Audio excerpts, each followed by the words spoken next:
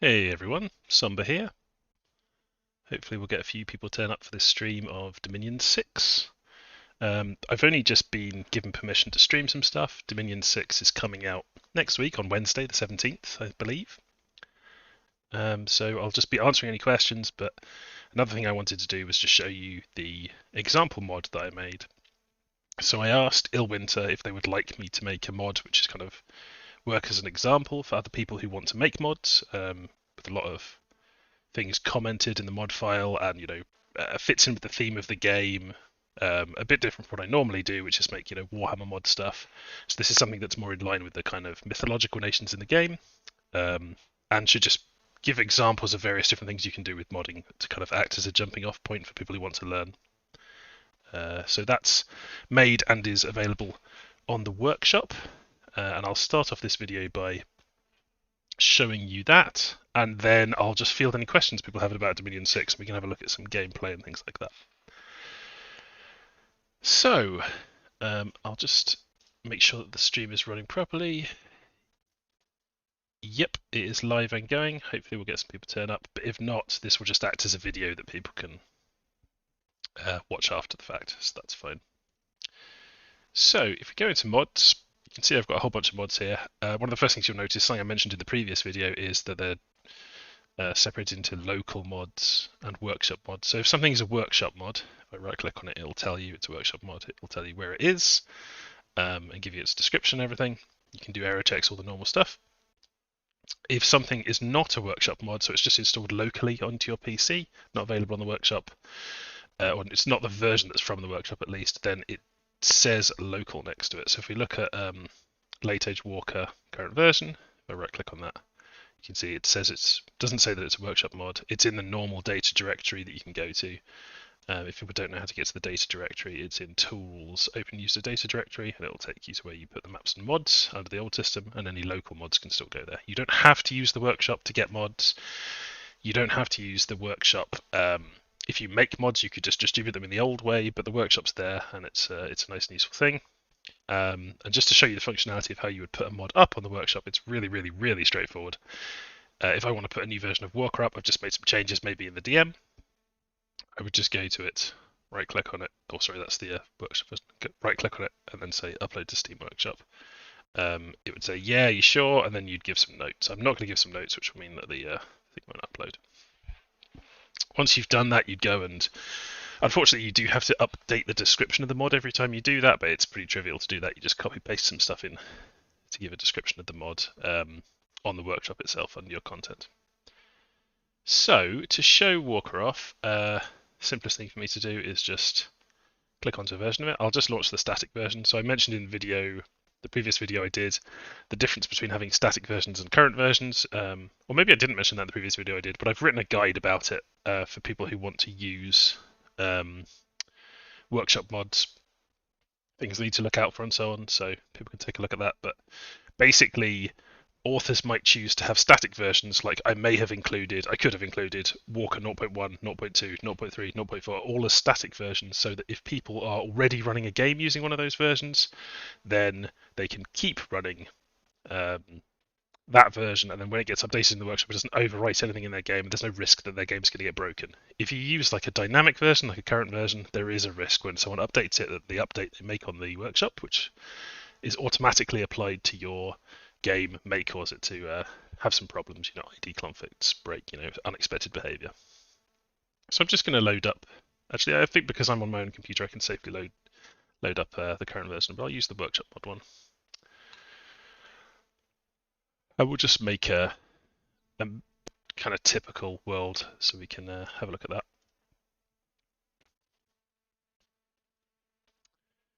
So we'll go medium, we'll have the small lakes configuration, which puts some lakes around in the middle. Do we want to have an underground layer? Yeah, all right. Let's have some small caves. We'll have rivers, we'll have wraparound. We'll do a full wraparound, that's fine. So maybe I'll just do east-west actually, so it's more of a tube map. So,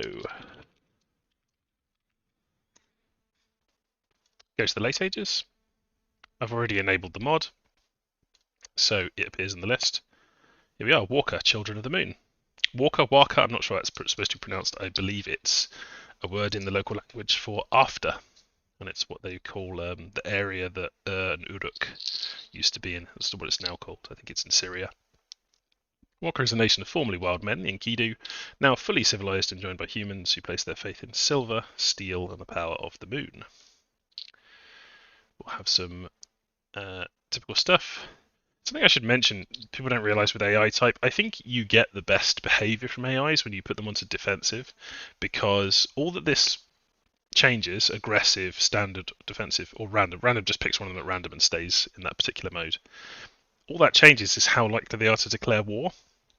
So if you find that the AIs declare war too quickly and get themselves into too many wars and things, or don't do their expansion before declaring war, then it's usually a good idea to put them on defensive. So I do tend to put things on defensive. So we'll just have a bunch of AIs. Let's just do that. We'll chuck another one in there. This is really just to show you Warka, so I'm not paying too much attention to it.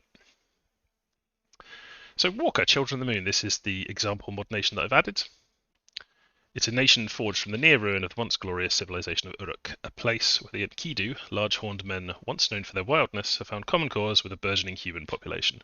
The fractious rival cities of Uruk and their hot-blooded Ensi kings failed to unite against the many threats that faced the Enkidu, instead giving in to their wild and ambitious natures and nearly dooming their kind. On the precipice of disaster, however, the two priestesses brought a vision of a new future of peace under the silver light of the moon, and the Enkidu finally overthrew their foolish kings and turned away from their wild ways for good. The time of cities with their own specialised castes of scribes and merchants is gone for good, and now literacy and trade flourishes across all of Warka, encouraging an influx of humans who have greatly strengthened the nation. Under the watchful guardianship of the human wizards of the Crescent Moon and the N2 priestesses, Warka is united in a common cause, and now fields new professional armies, bolstered by the knowledge brought by the smiths fleeing the malediction of distant Ulm. Led by the awakening god and blessed by the moon, Warka is now ready to bring peace to the world. So this is an evolution of early era and middle era Uruk.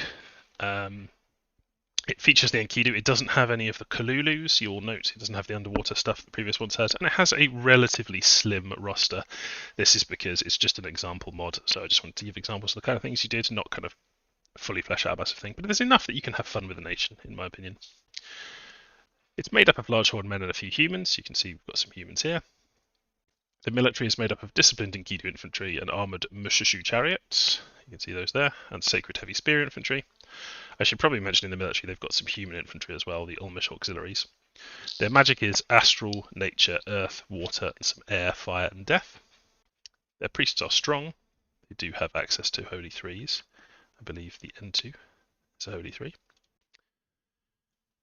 Scales and Bless is preference. They have an order limit +1, so they can go up to order 3, and then they start off with a fortified city, and their temples and labs cost a bit more than usual. Not very much more, but a little bit more than usual. And their income is 1 astral, 1 death, another astral, and a water. So 1 death, 1 water, 2 astral for income. We've got a couple of viewers. Tyrion saying he'll watch this later. Yep, no worries. And Emnil says, it's in Iraq, not in Syria. And he's happy that the Enkidu have hat technology. Yes, they do. It truly is a marvellous age of technology where Enkidu are finally wearing hats with specially built holes for their horns. So you can actually see that they've got uniformly pretty great protection. Obviously, we've got the Ulmish auxiliaries who've got pretty decent protection because they've got the plate cuirass. It's not amazing, but 14's okay for the late era. And then the Enkidu are also rocking pretty high protection. And you have some special protection on these lads here, the Enkidu Silver Guard. The Silver Guard have Steel Scale Havoc. Ooh, we have spotted the first bug. They don't have a helmet. They are supposed to have a helmet. They're supposed to have the same thing as the Enkidu Soldier. I think an iron cap or possibly a half helmet might make sense for them. I don't know. Iron cap or half helmet they should have. So I should perhaps go and add that. And that will be an update to Warka that I'll make sure is available. But yeah, the Enkidu Silver Guard should have a hat, and he should also have a shield. So something's got a bit wrong with the armour here. I think what I'll do is just take a quick look at that. So I've got Notepad open for this stream as well. Let me just check that that's working. Yeah, so here's Notepad. So if I go over to Warka, I'm using the current version, so it's this DM. And let's just go and have a quick look at the Silver Guard. Clear weapons. Copy the stats of Enkidu Royal Guard. Yeah, I wonder if by saying that they've got this one particular bit of armor, the Steel Scale Halberd, I've made it so that they don't have the hat and the shield which they're supposed to have. So let's sort that out. So let's get the IDs for the hat and the shield from this Enkidu soldier. So Iron Cap is armor number 20. Let's add that in. We'll comment that. And they also want to have a shield, which I believe is 2. Shield armor number 2. So let's throw those in. And if we spot any more errors like that, we can sort them out. And I'll just note that this is, in fact, now version 0.41.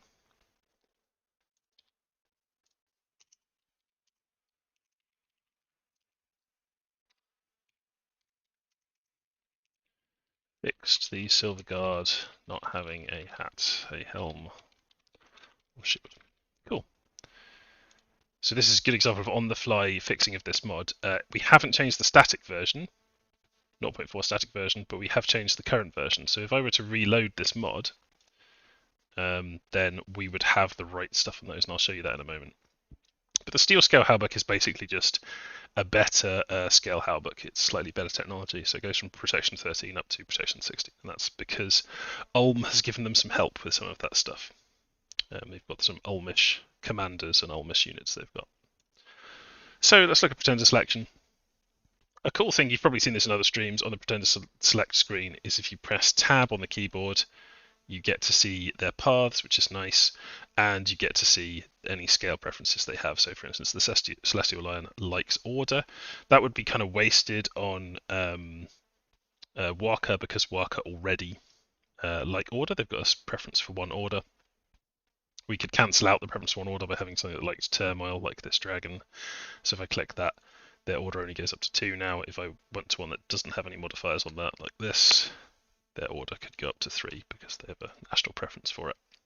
So I'm just going to throw some Pretender out there. It doesn't really matter. I may as well show you the national Pretenders. They have one unique national Pretender, which is the Ether Pontiff, an ancient Ether Lord who masterminded the draining of the world of Arcana, but unlike his fellows, refused to depart to the otherworldly realm.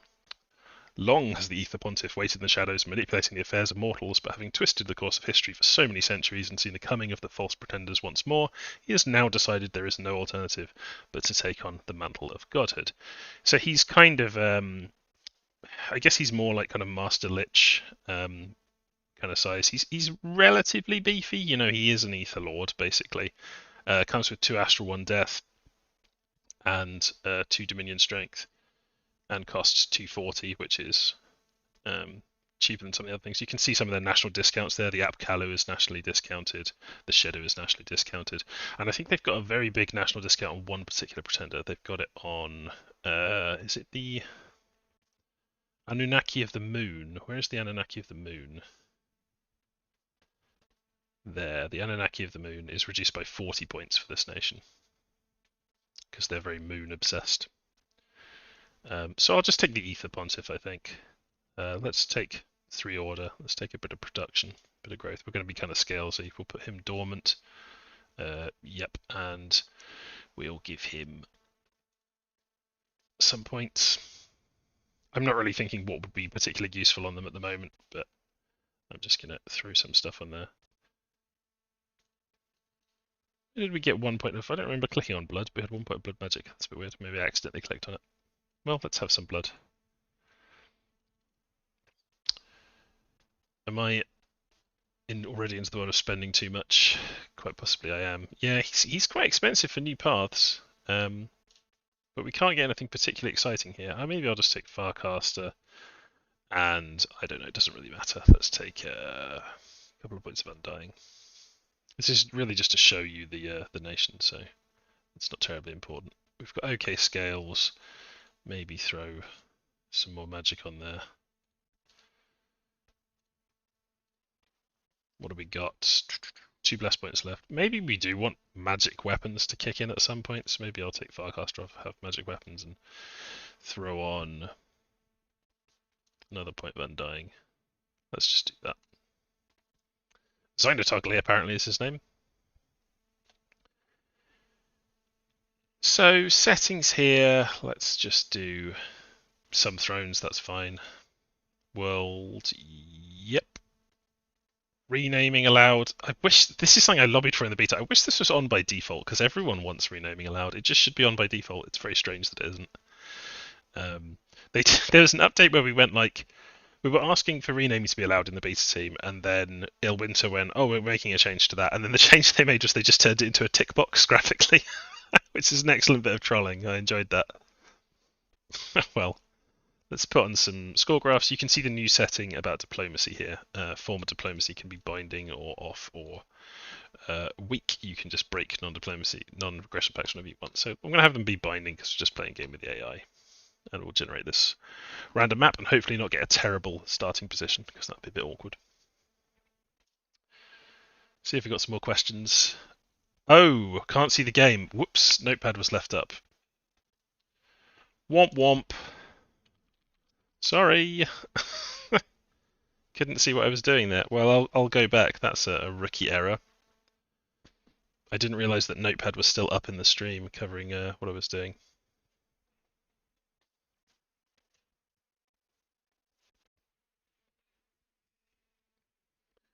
I'll go back and look at the well, I can show the pretender options and things again, but if anyone wants me to, let me know in the chat and I'll go back and look.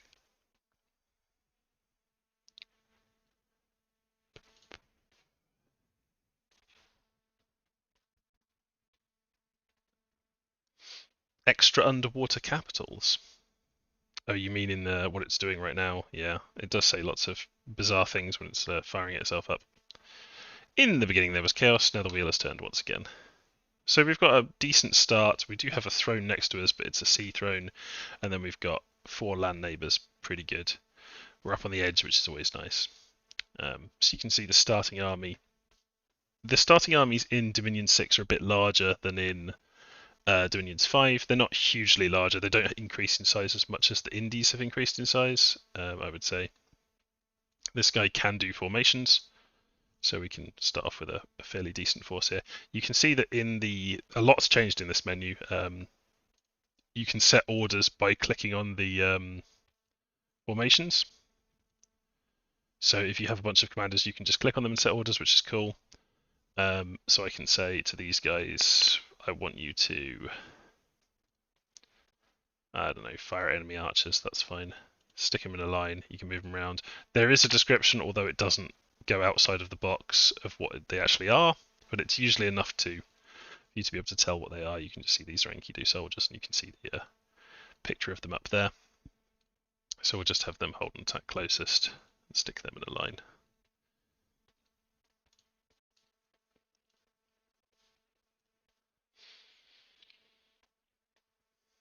Let me just check that everything's okay with the stream now.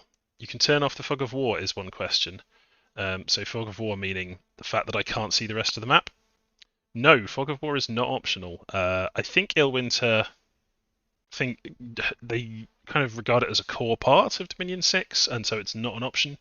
Maybe in a future update it will be made into an optional toggleable setting in the game options, but right now it's not toggleable, so you always have this fog of war.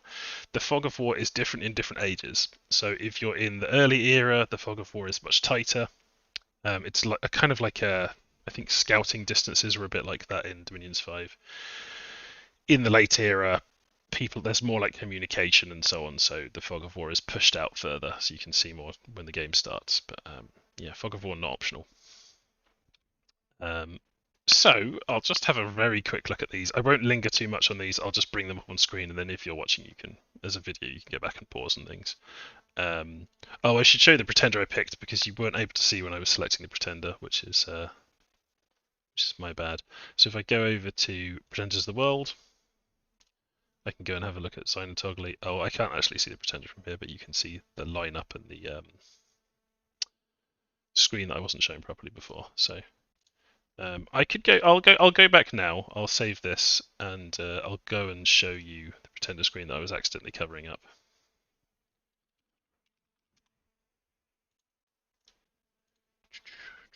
So all I did was I went and looked at the pretender screen, I was saying you could press tab and it will show you the different paths, scale preferences, and I showed that if we take one that has order preference, Warka already has order preference. They don't stack, so you can't go up to 4 points in order. You can only go up to 3. You can go down to 1.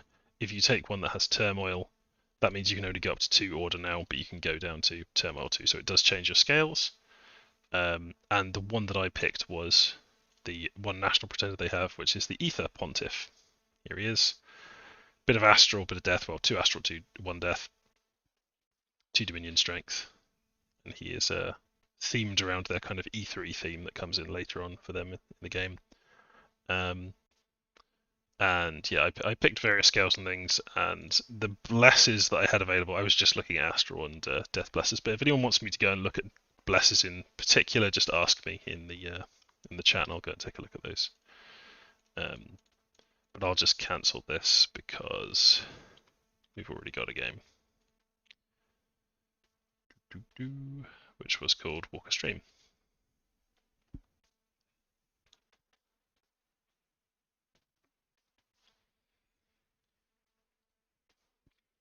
So I'll just have a quick look at the units and commanders that Warka has. Elmish Auxiliaries, it's an Elmish guy with a Morning Star. It's cheap, it's a resource sink. Enkidu Archers, you've got archers that wear a lot of stuff. They've got longbows. Enkidu longbows do decent damage. 16 is not bad, but they have some kind of the same problems that bow units generally have. But they have learned the technology of wearing hats and so on.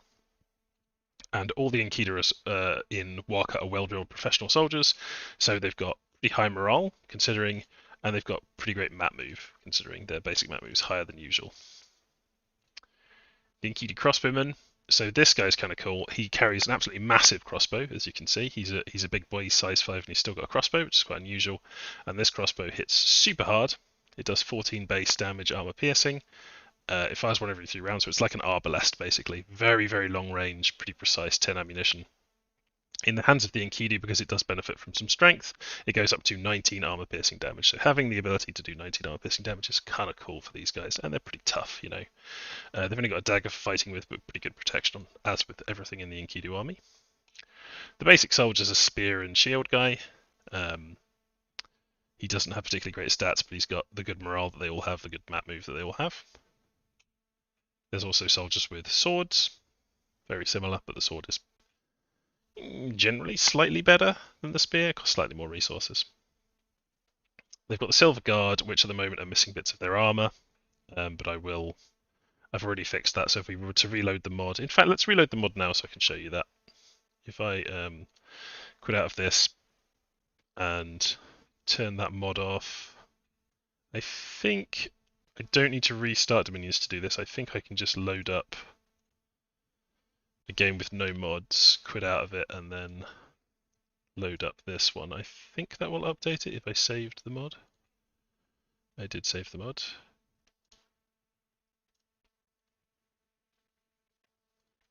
So we should, unless I've made a silly mistake. No, that is strange. Why am I not... Okay, let me... I'm going to restart Dominions and see what's going on there, because I'm kind of confused by that. Because I don't think that I have made a mistake there, but let's see.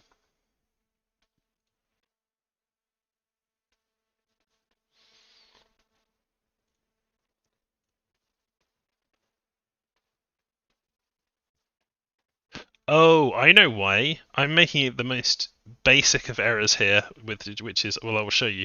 So I've made a change to my local mod, right? I haven't made a change to the mod that's on the workshop. You can see it's the local one is at 0.4 current version. I haven't changed the one that's being used on the workshop.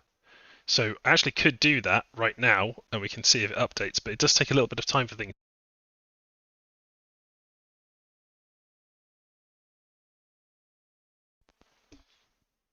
Sorry, a bit of trouble with my headset. It does take a little bit of time for things to update from the workshop, so I think what I will do is push that to the workshop now. So we'll just say version 0.41 fixed armor on the Silver Guard. Up it goes.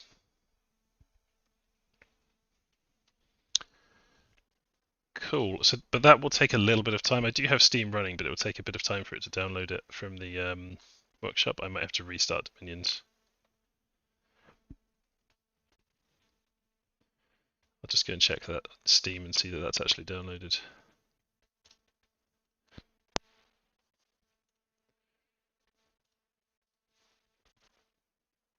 You got a download for me there, Steam? I think this is going to show that it takes a little bit of time for when an update's made to a workshop mod for it to come through. If it doesn't come through properly, I will use the local copy of the mod and show you using that instead. So let's have a look. Has it come through? Not yet, no. Okay, I'll use a local copy of the mod then. So let's just go through the same steps as before, but this time we'll use this local version of it. So we'll do small lakes, some underground caves. This is all fine. Warka, stream, local mod. I do apologise for my rubbishness here. I'm just making some mistakes. Children of the Moon. There they are. Let's go and get our guy. Let's do this boy. A bit of order, bit of prod, bit of growth, bit of misfortune, and we will take some of that, make him dormant, and then bless effects. I went for magic weapons when he wakes up, and doesn't really matter because we're just showing some stuff undying. Awful names it's giving him. Renaming's allowed. Don't really want to change anything else. I guess I'll put random events onto... Yeah, I'll enable story events. Turn score graphs on. Thrones are fine. Let's fire that up.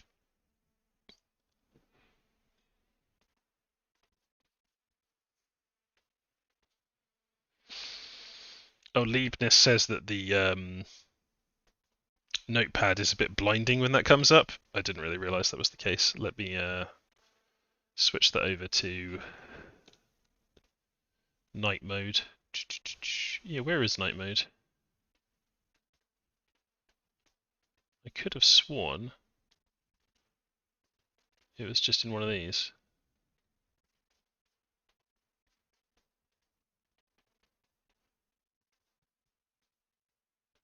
I think it'd be in view.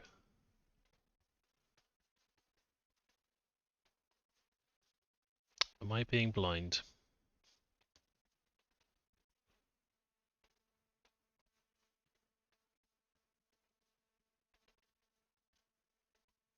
Maybe I have to go into preferences to get it. I have to go into preferences to get it. Well, there you go. Hopefully that should be a bit more readable now. Leibniz asks, is the dark area on the right of the troop placement screen the neutral / no man's land? Yeah, it is. If I go over to the troop placement, this is basically, yeah, this is the bit where you're not allowed to go. So this is as far forward as you can go. So it's just a graphic demonstration of that. And I guess if you were paying attention and counting these lines and things, you could do something with that. But let's just do hold and attack. Archers, go behind them. Let's have you fire enemy archers. And we'll take this guy and put him over here. That's fine. So similar starting point to last time, a bit better actually, more stuff.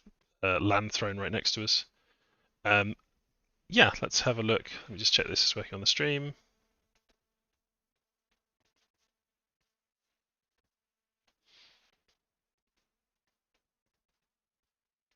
Notepad's on top again, apparently.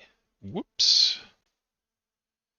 The problem is what I'm seeing from the stream is kind of lagging behind, but Notepad should not be on top now. So we've got, what I wanted to show you was the neutral ground. That's what I was being asked about. So yeah, this is the neutral area. They're all pushed over to the right here. I've just put these guys in a line. You can change the orders from up here. That's all the stuff I'd shown previously. Well, then I was going to show the troop lineup, but I'll just check if anyone's got any more questions in the old chat. Is the preference moving the starting point or just the range? It's just moving the range. It doesn't change the starting point unless you push the preference so far that it changes what your starting point is. You still have to pay for the scales, or you still get points for taking negative scales. You still start at 0. People are saying Notepad's still on top of screen, but I think that's just because the stream's lagging behind what I'm doing.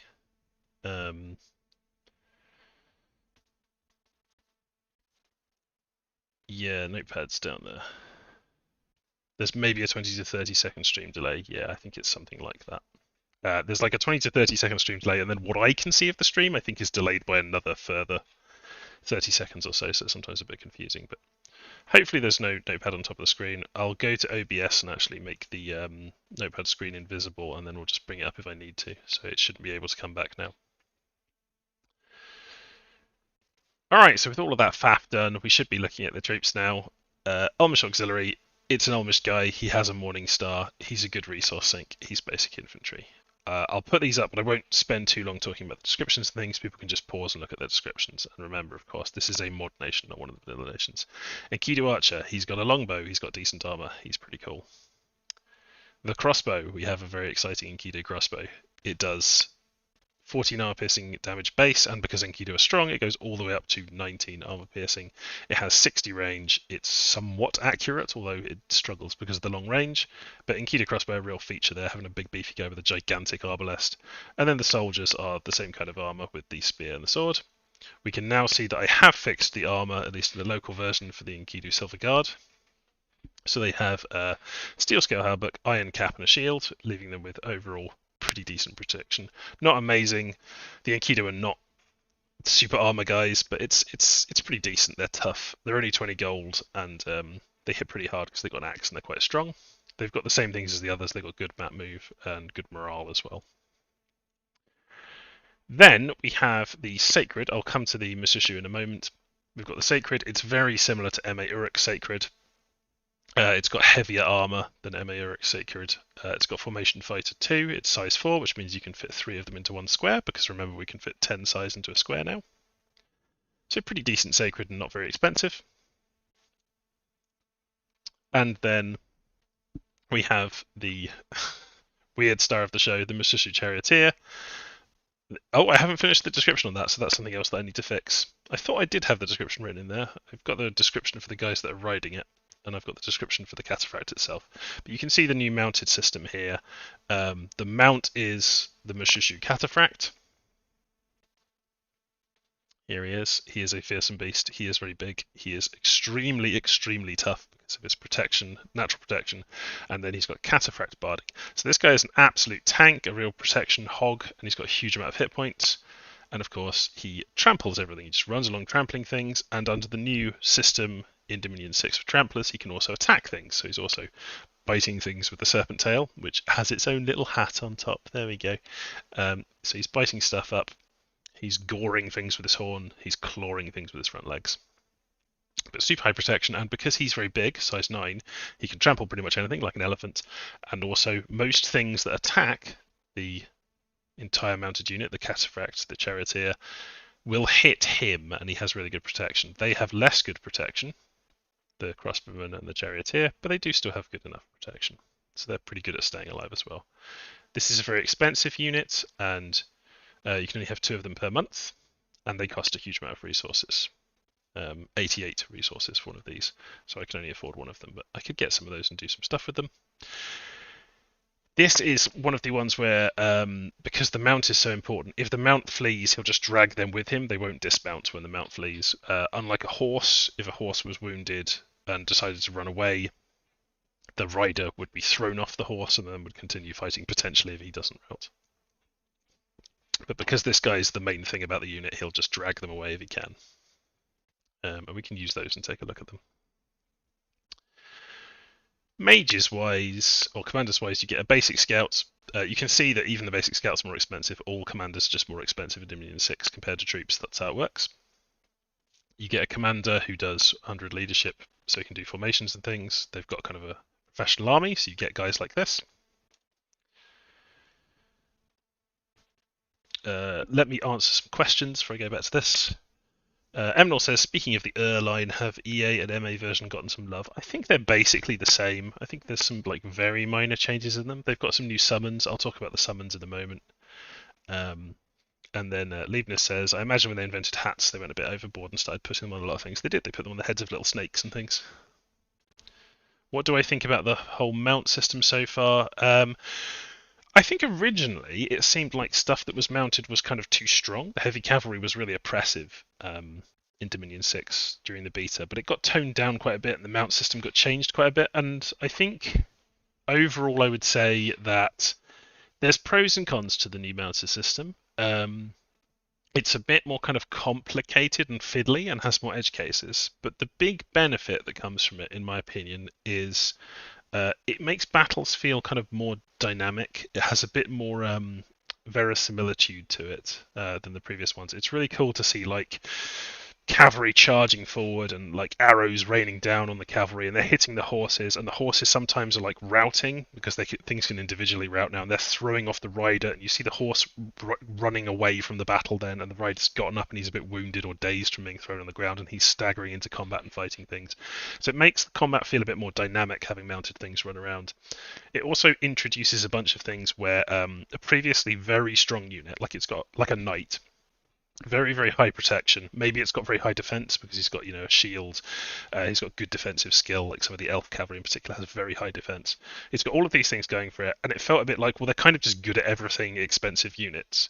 Whereas now they usually will have some weaknesses, like the horse will have low morale, or the horse will have low protection, or the horse will have bad magic resistance, or it will be vulnerable to spells that specifically target animals. So it kind of introduces a bunch more weaknesses for cavalry, but it can also make them stronger overall because you have two things acting effectively. So the horse can soak up some hits, it's got its own hit point pool, and so on. So it kind of makes them more complex, and pros and cons. I would say overall, I like the mounted system a lot. As a modder, it's been kind of difficult for me because working on the Warhammer mod, I have hundreds, I think 280 or something mounted things, and so I was in the position of, if I want to switch to the new mounted system, I've got to draw the horses without the riders, and I've got to draw the riders without the horses, and then I've got to code all of those. So it was a lot of work. That's not finished for the Warhammer mod, but yeah, it kind of gives me mixed feelings about it. But I think as a player, where you don't have to worry about those things if you're not a modder, then it's pretty much overall good and interesting. Like a lot of things in Dominions, it's kind of quirky and different from other games. So I'll take a quick look through the commanders. I've shown you that commander there. The Silversmith, this is their import over from Ulm, but instead of the people in Ulm who all went kind of dark and evil and turned into ghouls and got messed up by the malediction and became inquisitors and so on, we've got some of these kind of counterparts to them that came over to Warka. They do like a bit of death magic, but then they've got these. Actually, I think this might be an error from me. I think I'm not supposed to have death on them. I think I was going to go Earth Astral. I'm just going to go and check that. I'm not going to bring up Notepad in a way that will cover up the stream, but I will take a look for just a moment. Well, maybe people would be interested in this, so I will turn on the Notepad. So Notepad's going to cover up the screen for a moment, but I promise I will make sure that it's off afterwards. So Silversmith, let's go and find him. Here he is.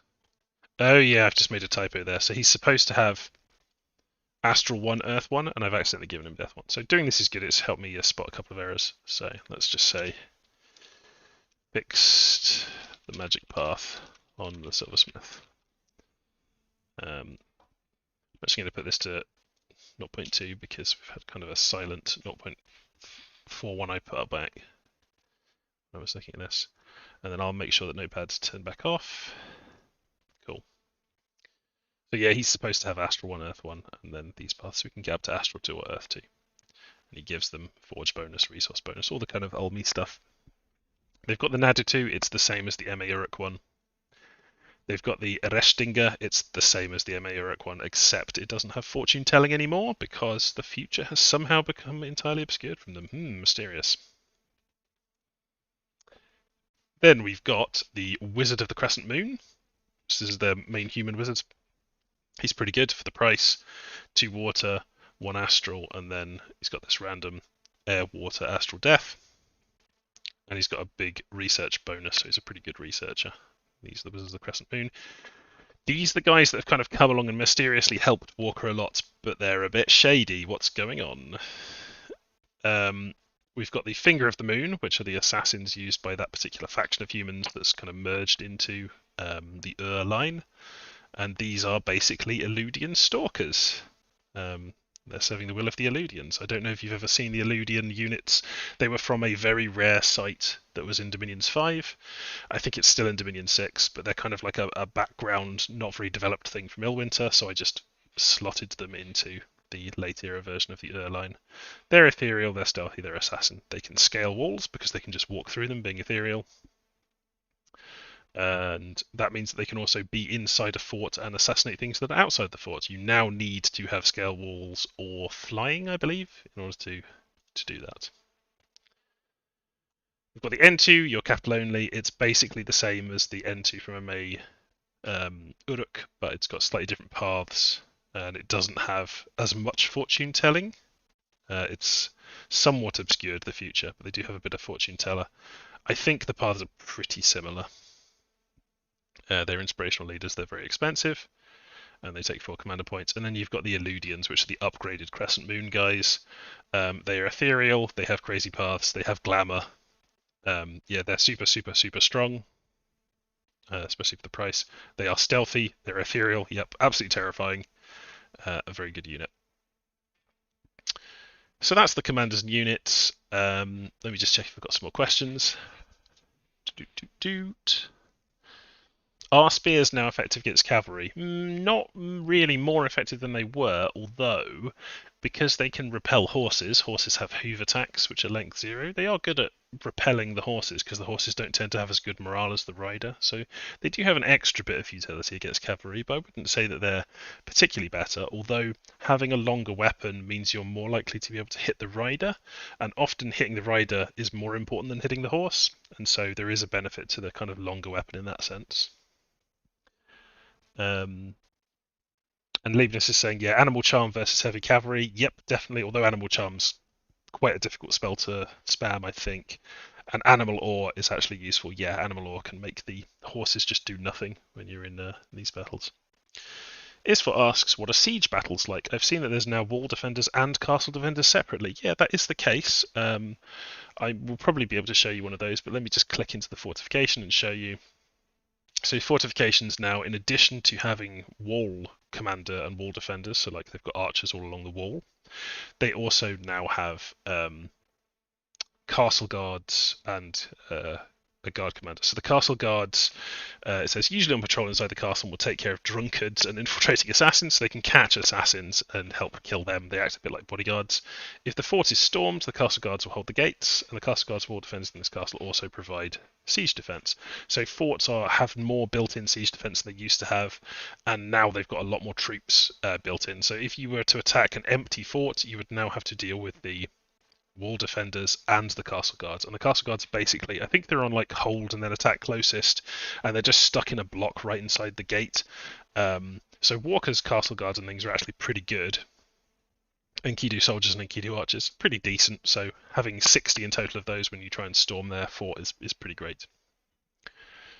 I should get on with something. What should I do? Recruit some boys. I should have taken more production. I think this is definitely a production nation. I just completely forgot.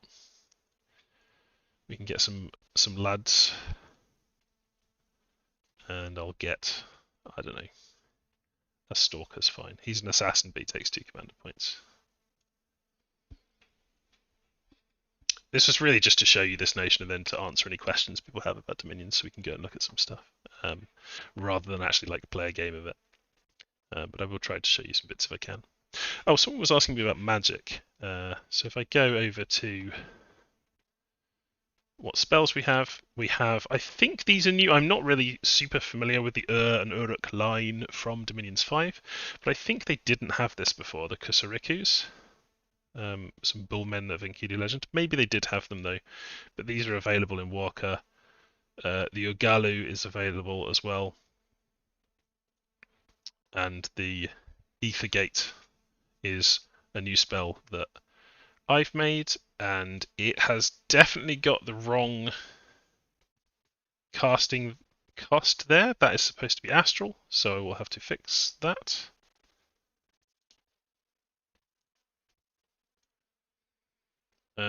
Yeah, so Ethergate I'm going to have to go and fix. That's supposed to be astral, and I don't think it's supposed to be astral too. Something's gone a bit wrong with the mod there. I'll have to fix that.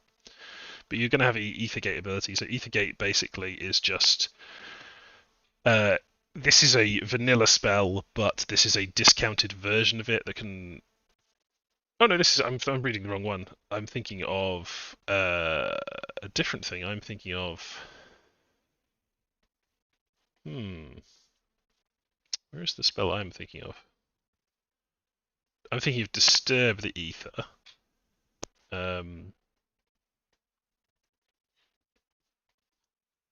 Sorry, Disturb the Ether is the completely new one, which is basically, and this is really put in as an example of something you can do with spells that create sites and create local enchantments. So this creates a local enchantment in a province, which gives them Ether Warrior defenders in their province defense, increases their magic scales, can cause horror marks, and so on. So it's kind of an interesting thing where it adds a site that gives you a bunch of Ether Warrior defense and kind of increases your magic and things. So Disturb the Ether is pretty cool. The one I was looking at here in Conjuration, Unlock Ethergate, that's just Ethergate, the vanilla spell, but discounted and or rather a lower level of research. So Ethergate, which used to just summon a bunch of Ether Warriors and an Ether Lord, which is a mage, now increases the magic scale by, it gives you a site there that increases the magic scale by 2, and increases the number of Ether Warriors summoned by other rituals by 2 as well. But they can get it earlier because they've got a national version, but it's not supposed to be 2 water, so I will need to fix that. And then we've got Call Anzu, Anzu Bird Monsters. I don't know if they were in Dominions 5. Maybe somebody will be telling me in the chat. Yeah, they didn't have those things in Dominions 5. Cool. So they've got a bunch of new summons, and what I could do is go into we could use a debug mod, and we could have a look at those summons for the line. I don't mind doing that, and they can cast Scorpion Man as well. So we can have a look at those. I had another question in the chat. How do the whole plane systems work? How many are in the game? So by default in the game, you have 2 planes. You've got the underground, which you can see is unknown, and then you've got this other unknown plane, which is Nexus. There is a spell you can cast which opens up a gate to Nexus. It is here, Nexus Gate. Nexus is a plane that consists of a single province, which, when you cast this spell, wherever you cast it, it creates a connection to that province. And then anywhere that is connected to that province, you can then travel to from that province. But the Nexus province itself is quite good. What I'll do is, if I just fire up a debug. So this is using a debug mod just so I can show you some stuff. I'll show you the Nexus plane. Boom. So we've also got the realm beneath. That's the other plane. So this is a cave realm. You can see that there's just one cavern down in the cave realm on this map. And if I were to click through to, you can see that the connection to this cave one on this map is an underwater one, so you'd have to go down through the underwater bit to get to the Cave of Plenty, which is a flooded crystal cave underground.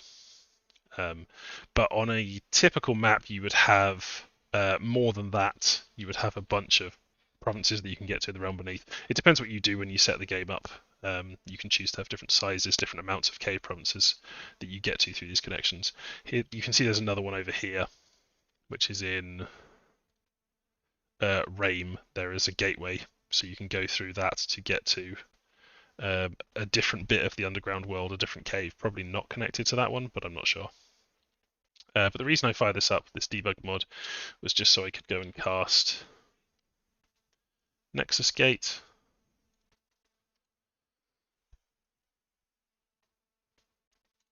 So when you cast Nexus Gate, you get... Oh, did that not work correctly? He has cast Nexus Gate. I thought you got a sight when you cast Nexus Gate. Well, either way, we now get the gateway to Nexus appear. You can see it there. This is Nexus. It is guarded by a bunch of Grey Knights, who are the defenders of the Nexus. Nexus is a plane that has only a single province in it, this one here. It's in the void. You can go there and build stuff. It's got sites. I guess if I had some stuff, I could go and knock it over now. But I'm not sure I've actually got enough stuff built that I could just go and knock it over. So let's just go and cast something quick and powerful so I can go and knock it over. What would be good for quickly knocking it over? Some Tarrasques.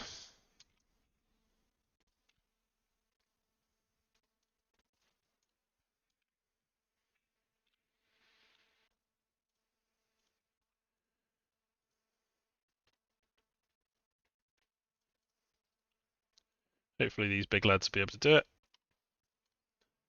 Off you pop.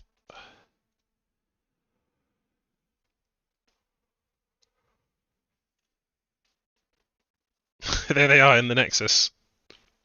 Because it's just in the void, there's like no background at all. They're just fighting in a floating plane in infinite horror. They may not actually win this, because I think these guys are... Oh no, they're not immune to poison. So the Tarrasques should make quick work of these guys.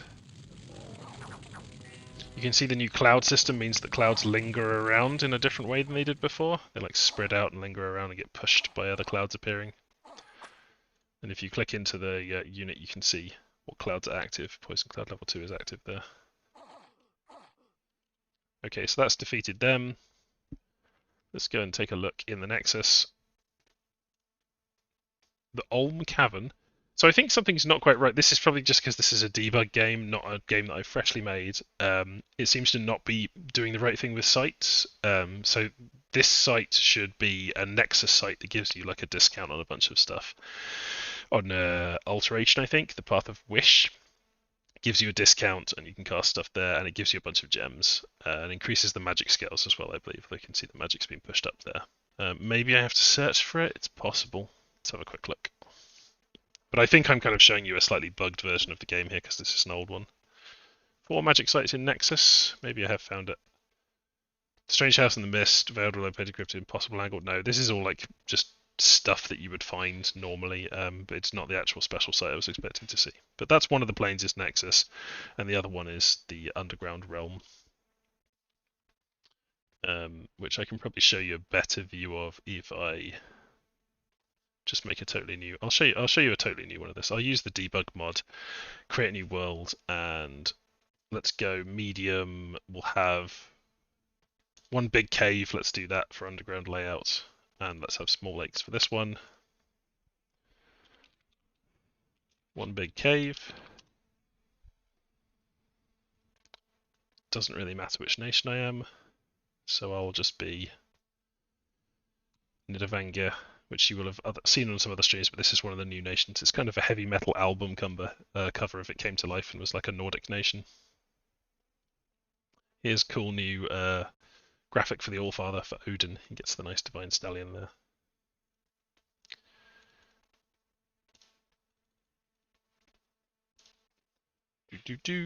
I'm just going to start this so that I can cast Eyes of God and then just show you what the map looks like.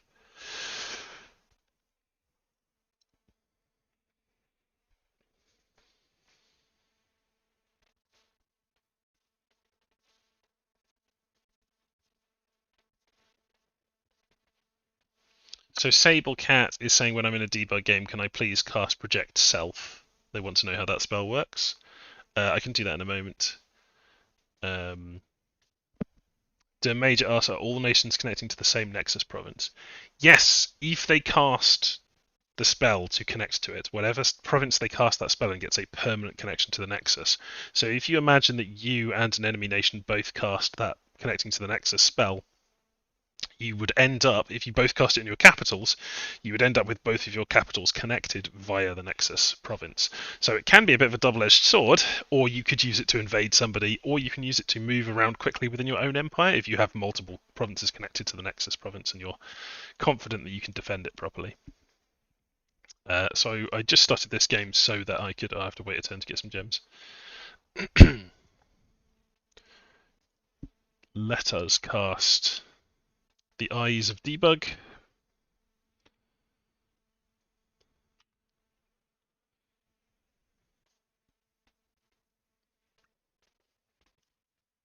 So I'm sure the AI is going. Yeah, the AI is going to kick off casting. Oh, for God's sake. Sorry, I should have started this with just human players because because the AI has access to all of this stuff as well. They're just doing it. So I'm just going to do the eyes of debug again and put all my astral pearls into it, and we'll just hope that it works because I just want to show you this.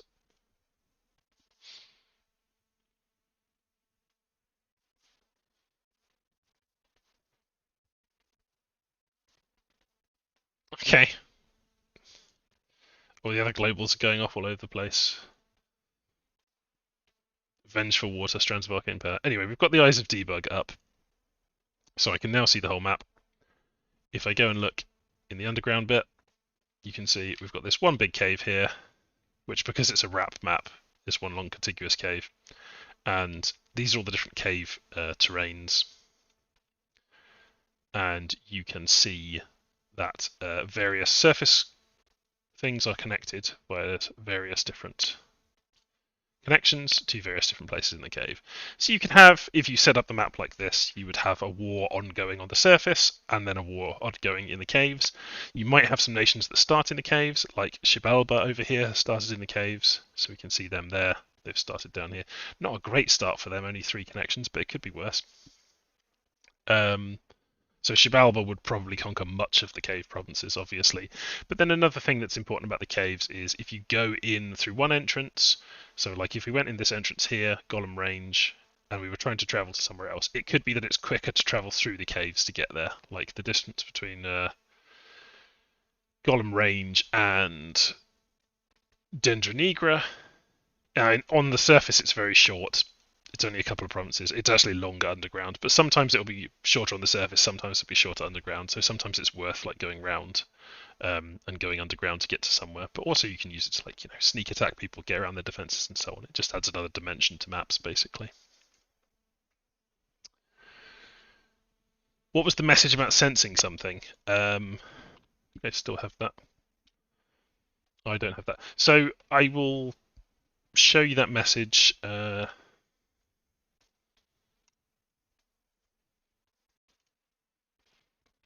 I'll show you that message rather than just trying to explain it. It is easier for me to just show you.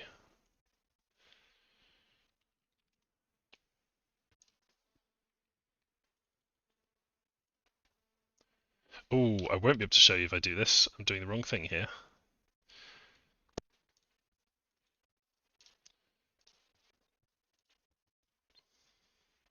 I'll just make a new random map.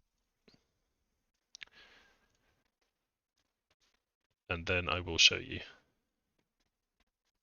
Fine, fine, fine, fine, fine.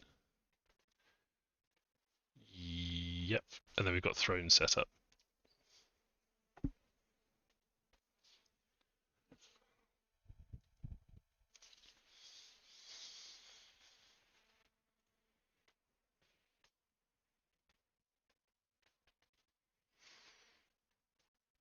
The Major asked while this is just loading up, is there a limit to the number of connections to Nexus? I don't think so. I think you can have any number of provinces connected to it. There possibly is a limit, but it's not something I found in testing. I had multiple things connected to Nexus, and it worked just fine.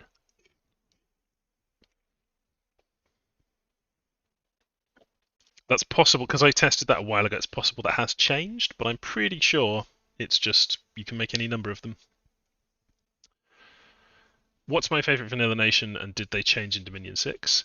I actually really like one of the new nations in Dominion 6. So in that sense, yes, they did change a huge amount. I really like early era Pyrene. I think that's how you pronounce that, Pyrene or Pyrenees, I'm not sure. Which is the kind of Basque mythology inspired nation, which is a mix of in the early era, is a mix of kind of cavemen and like wise gentle giants, the Gentilac. And they're really interesting. I can show you those in a bit if people would be interested in that. So, I've got an Awake Pretender. I've started the game. This is turn 1. I get the usual messages, right? In the beginning there was chaos, now the wheel is turned once again. I know that there's a throne here, I know there's a throne here, but I can't see the rest of the map.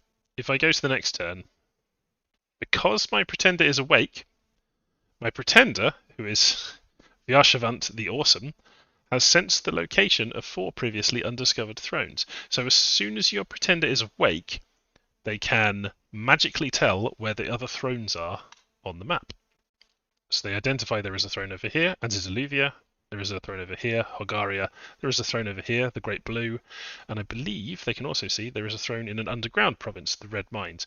This doesn't have a connection to the surface, which means it must have other provinces next to it that have a connection to the surface. There is a way to get to that throne. So basically that message is just, as soon as your pretender wakes up, if they're asleep, it's once they wake up. If they're imprisoned, it's once they break out of prison. They can detect where all of the thrones are on the map, which I think is a really cool feature given the fog of war. You do need to know where the thrones are to stop people from just running off with the game.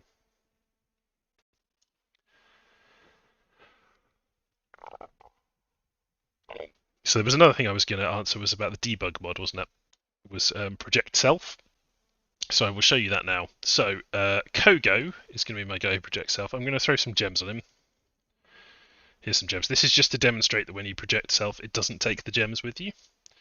And Kogo, we're going to script to... I've completely forgotten the shortcut for show just the selected units. Is it Control T? Yeah, there we go. We're going to tell him he's going to do summon Earth Power, and then he's going to cast some nasty Earth spell. What we'll do is we'll tell him to cast Curse of Stones. He won't be able to because he hasn't got gems. Well, let's give him the gems so that he can cast it. Got tons of gems. We'll tell him to cast Curse of Stones, Earth Power, Curse of Stones, and then after that he's going to cast... would be a fun thing to cast. Something that doesn't take gems.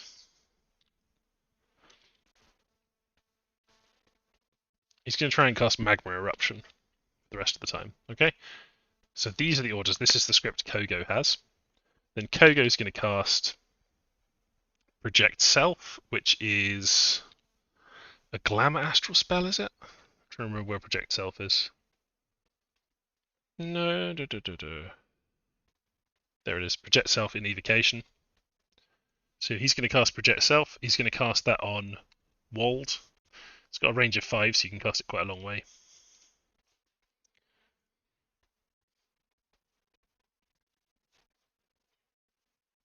Hopefully the AI is not going to screw this up by going wild with globals. I mean, I guess it will, but it's not going to screw up what I'm doing. He's cast Project Self, which starts a battle in Walled. I've paused it. Let's take a look. Here's the defenses of Walled. Here is Kogo the Projection. Starts on 1 hit point. He's got all of his paths. Doesn't have any of the gems that he was carrying. He is now an illusion. But other than that, and his morale 50, other than that, is exactly the same, but he only has 1 hit point. Crucially, he has been created with the exact same script that Kogo had. So if I unpause it, he will cast Summon Earth Power. Then he will try to cast Curse of Stones, but he can't cast Curse of Stones, obviously, because we've not given him any gems, because he doesn't get any because he's a projection. So he's going to cast something else instead. And then he should switch over to Magma Eruption once these guys are now in range. Ooh, a little bit of a ice cloud there, so he's switching over to Magma Eruption. Boom. You can see some of the new cloud effects there. There's a heat cloud left behind by Magma Eruption. There's a frost cloud left behind by Falling Frost. And then, of course, the projection gets killed because he's just a projection. So that's what Project Self does. It's a really cool spell. You can't use it to go and cast things that cost gems. That's the crucial thing about it. It doesn't copy their items. It doesn't copy their gem inventory. Hi, Kidsin. Yeah, he's also mindless. Yeah, it is from Conquest of Elysium. There's a bunch of cool things that were in Conquest of Elysium that they've added into Dominion 6. Some of the graphics, some of the concepts. Not everything, it's still different. It's got a much more serious tone than Conquest of Elysium, so some of the sillier content from Conquest of Elysium's not in there. One of the things that people were talking about was kobolds. You've got water kobold, cave kobolds. These summons summon up commanders. the water kobold does. They're not the same types of kobold as they are in Conquest of Elysium, where they're these kind of D&D style kobolds. They're somewhat similar, but they're more like the kind of mythological fairy tale kobolds. So I'll summon up a water kobold, and I'll summon up a some cave kobolds, and you can see those.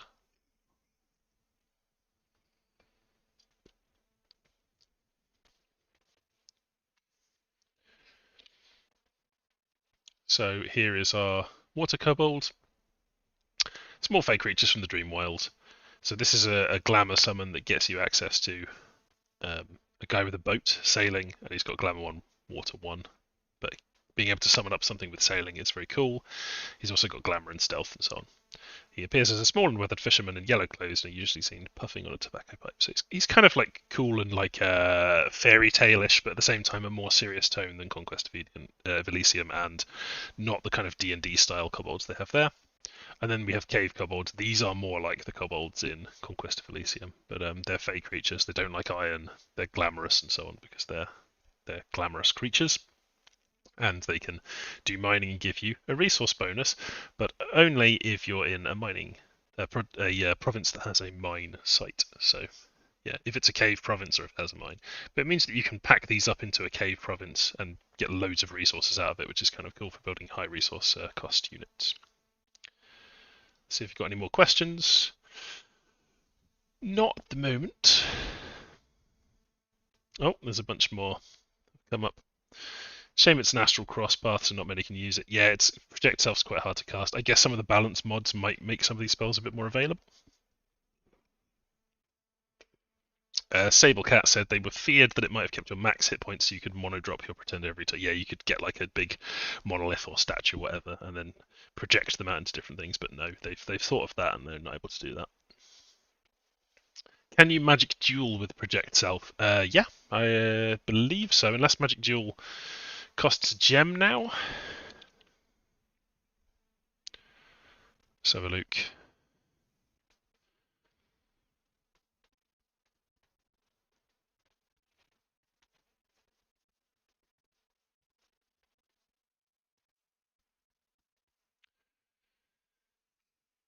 Where is magic duel?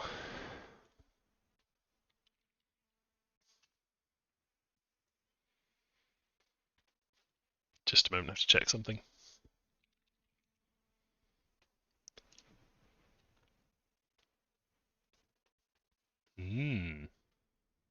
Well, look at that.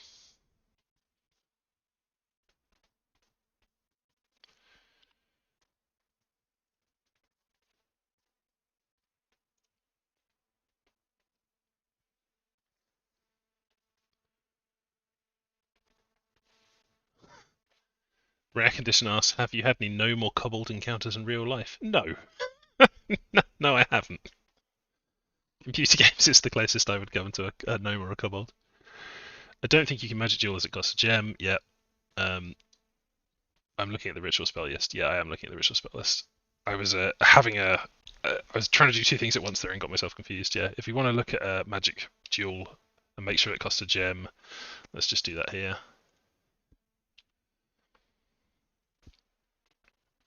Magic duel, yeah, still requires a pearl, so you're not able to do that. I just wanted to check before saying, yeah, oh, it costs a pearl. Yeah, it still does in Dominion 6. Emnel wants to see the Makone roster. I could have a look at that.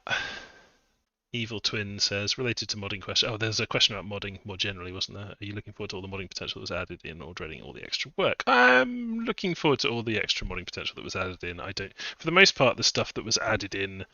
I've got a previous video which you can see on my YouTube channel under the live tab. You can see I did a quick stream of the modding manual, like new stuff that's come up. For the most part, these are quality of life changes that make things a lot easier for me. Ilwent are quite good about adding those. The thing that generates a ton of work is the new mounted system, and it's already been a ton of work. It's been hours and hours and hours and hours and hours of work drawing horses and unmounted people, and I'm not finished yet. Some of the Warhammer's still going to require many, many hours of work on that, but I will release it with half of the new modding system implemented, basically, is how that's going to work. So, yeah, for the most part, perfectly excited about it. Don't mind having the extra work. It's just a lot. I wish that I didn't have so many nations in Warhammer that have a billion different mounted guys, like Bretonia and the Empire. It's like every single hero they has like a brightly coloured horse that I have to then draw separate from the guy. So yeah, it's just generated a lot of work, but I can't really complain because it's something I enjoy doing.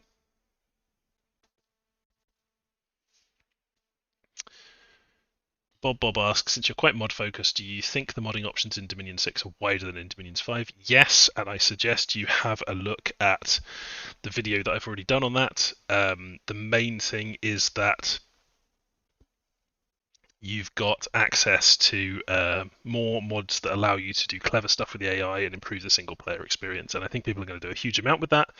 I will do some stuff with that. I'm not really dedicated to making mods to improve the single player experience. I'm more kind of going to concentrate on doing the Warhammer content, but I will try to do some stuff that improves the single player experience as well. Because I know that many of the players, are very into the single player experience. I don't have a specific thing I'm trying to do with the game here, but my computer's suddenly running a bit slow. It's chugging a bit. Let me see if I can just answer some more questions on the stream.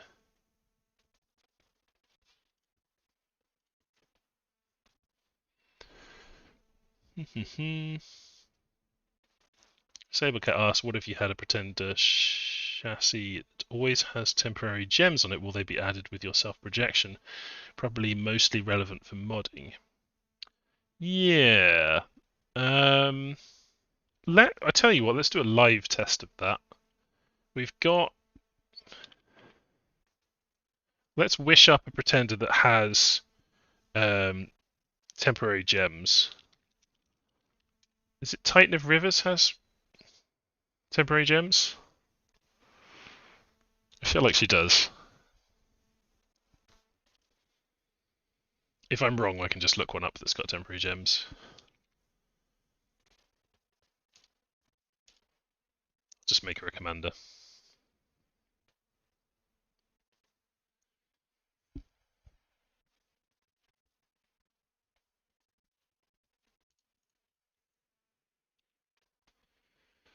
Here she is.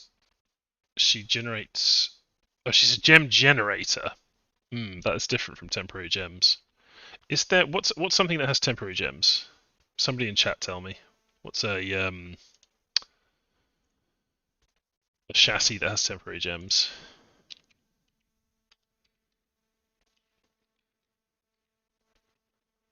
Because I do not remember one off the top of my head.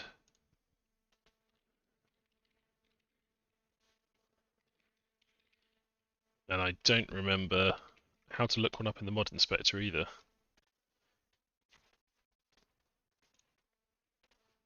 I think my chat's running very slowly, so I might not be able to see if someone's already answered this. It's going to load in a minute, I imagine.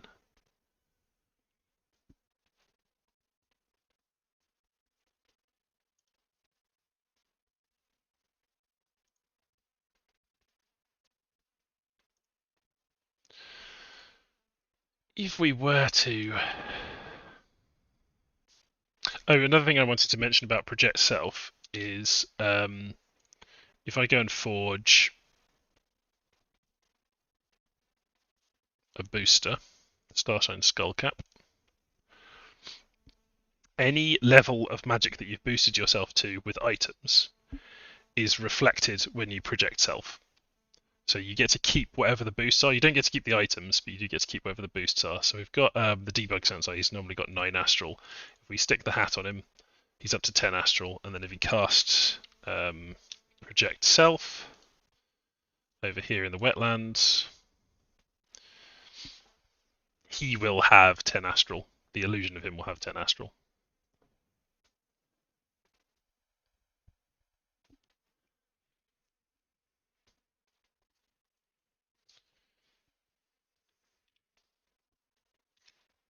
Here he is. Here's the illusion. And he's got 10 astral.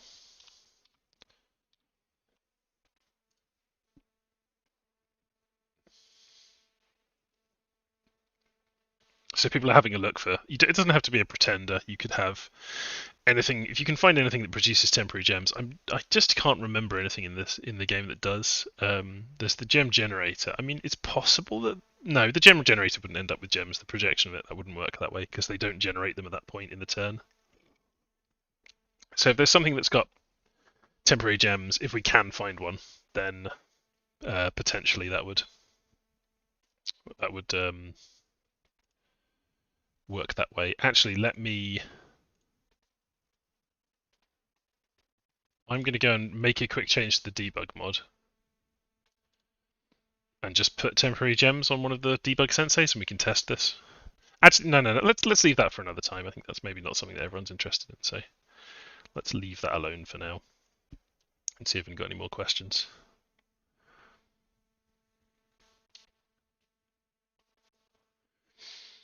The Major asked, does the illusion spawn retinues? Yeah, if the thing itself can spawn a retinue. If you've got something that comes with the ability to, on battle start, generate a bunch of monsters or cast a particular spell, then yeah, be able to do that.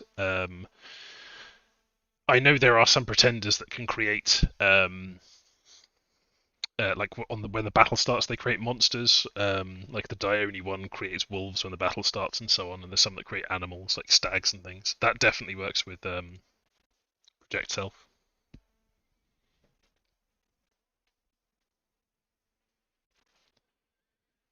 Does the Moloch take his imps? He might do. I can cast up a. Let's try it out once. Let's get Moloch. So we'll summon up Moloch, and we're gonna want to forge. What have we got? Do we want to forge anything for the Moloch to help him cast things? No, we'll just empower him a bunch of times. It's fine. So I'm going to wish up the Moloch, I'm going to turn him into a commander, and then I'm going to empower him so that he can cast Project Self, and then we'll Project Self. Unless this takes too long, in which case I'll just give up halfway.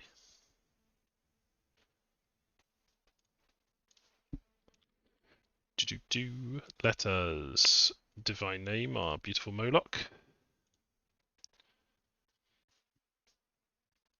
Oh, one of our national heroes.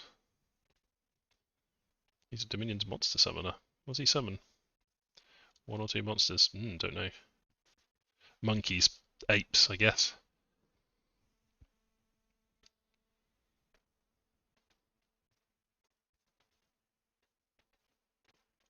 I've got another request, which was somebody wanted to look at Makone, so I will do that before I stop streaming. So Asmodeus, what I want you to do, my friend, is to empower. Let's empower you in Glamour first, and then we'll empower him in Astral. And then to speed this up, I guess I could forge a Ring of Sorcery or something like that. Your job is now to empower yourself in Astral. And your job is to forge him. Look at the dreaded. Right, where are we going to find the Ring of Sorcery?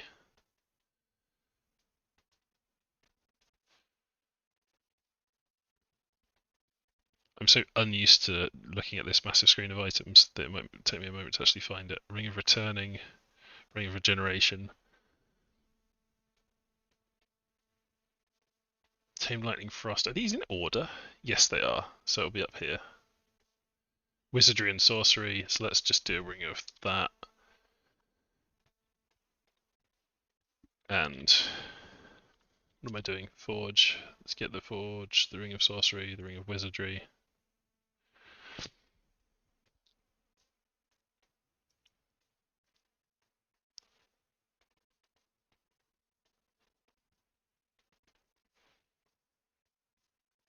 Glamour is sorcery, by the way. And blood is no longer sorcery. It's a different thing entirely now. They've changed it. Stick your rings on, mate. Is he now able to cast Project Self? Yep. So he's going to go and take over Hippoboke. And since I'm going to get invaded, maybe I should... Because this gem thing has now overrun the top of this.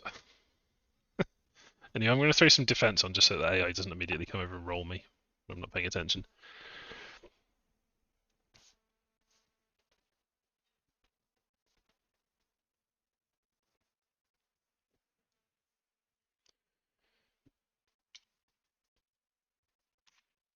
Here he is, the man himself, the Moloch.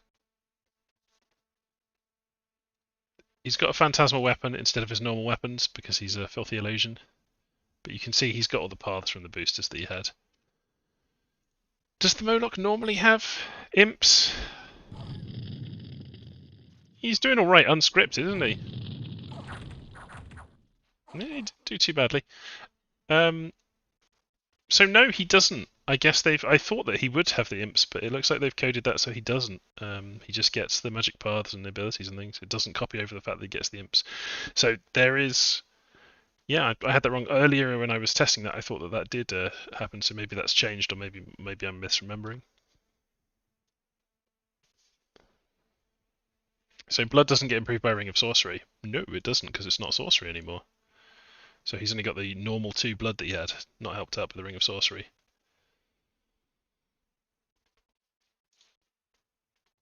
If I take those off, he goes back down to... Sorry, it's blood 1, so it does get increased by the wizardry, but yeah, not increased by the Ring of Sorcery. Because blood's its own thing now. Glamour's the extra sorcery path. Do we have any more questions in the chat? He should have had imps. No, but he doesn't. No imps. All my imps gone.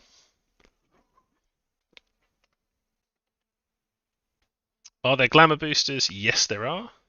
Group of 10 mages bridging with lifelong protections. Yeah, except you don't take the items. I'm glad they've made it that way. You don't get the items. Yes, there are glamour boosters. Let me forge some up. I'm pretty sure I can use a shortcut here to just look at glamour items. Yeah, it's just G. So this is just going to be off the top of my head, which ones you have that can do stuff. So we've got the Tome of Legends, which is an artifact, I think. Since it's up the top there, pretty sure that is an artifact, which is a big glamour booster. You've got the smaller glamour booster. Which one is it? Not the Dreamstone. Although I'm showing you some kind of interesting items here, I guess. Mirage Crystal is a glamour booster. Then there is the Gossamer Veil, which gives you blur and stealth, or stealth boost, and glamour magic +1. And then I don't remember. I think there is one other glamour booster that I'm not remembering. But it might be like an artifact. So these are all the glamour items. Is it the Sword of Many Colours? Yeah, Sword of Many Colours gives you glamour magic as well, but the Sword of Many Colours is an artifact. So there's a few glamour boosters. Does Orgrimmar do one as well? I thought there was another thing possibly that did it, but maybe not.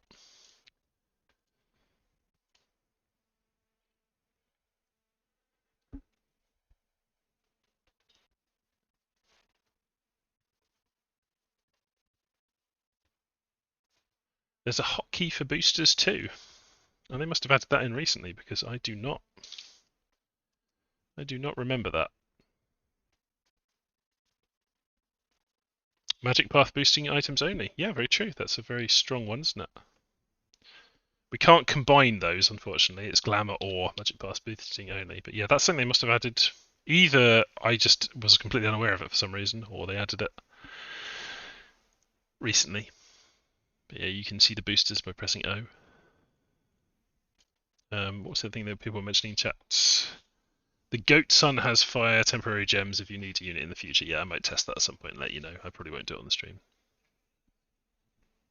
Something that gives sleep aura? Yes, there is an item that gives sleep aura. There is a homesickness removing item. It's a bunch of cool items. But I won't go too much into those. I'll just let you discover those because it's only 3 days until the game launches, so you can have a look at those yourself.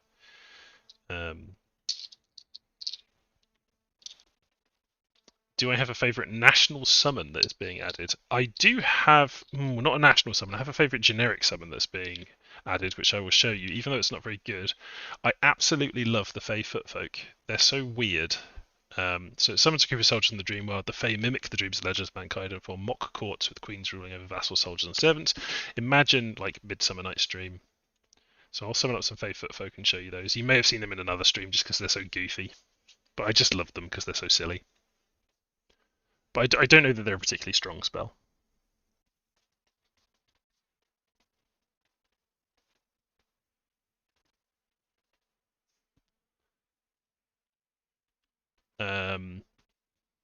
Oh, sorry, I'm not thinking of Feyfoot Folk. This is the Feyfoot Folk. I'm thinking of the little Fey citizens. What are they called? They are called. Sorry, Fey Folk is the one I'm thinking of, not Feyfoot Folk. Feyfoot Folk are more like militaristic soldiers.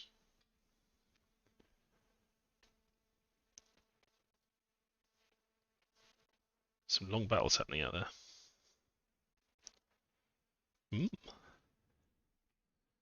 So if we just take a look at these lads, here are the Fey Folk. They're tiny little boys, only size 2, and they've got little animal heads, and they're just very weird little glamour boys. And they're basically my favourite. I just love how cute and weird they are. Little cat, little puss in boots there.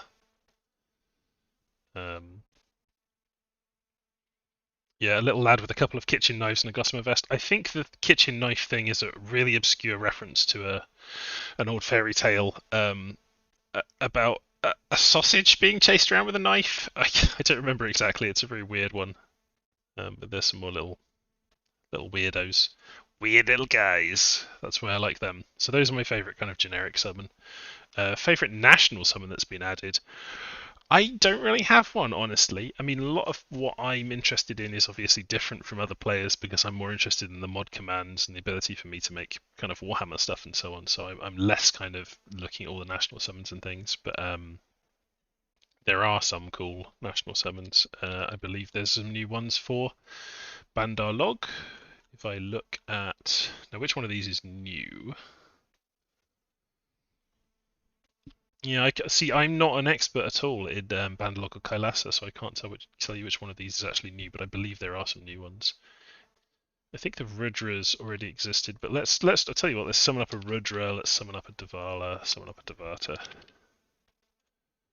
I know the Siddha were already in the game.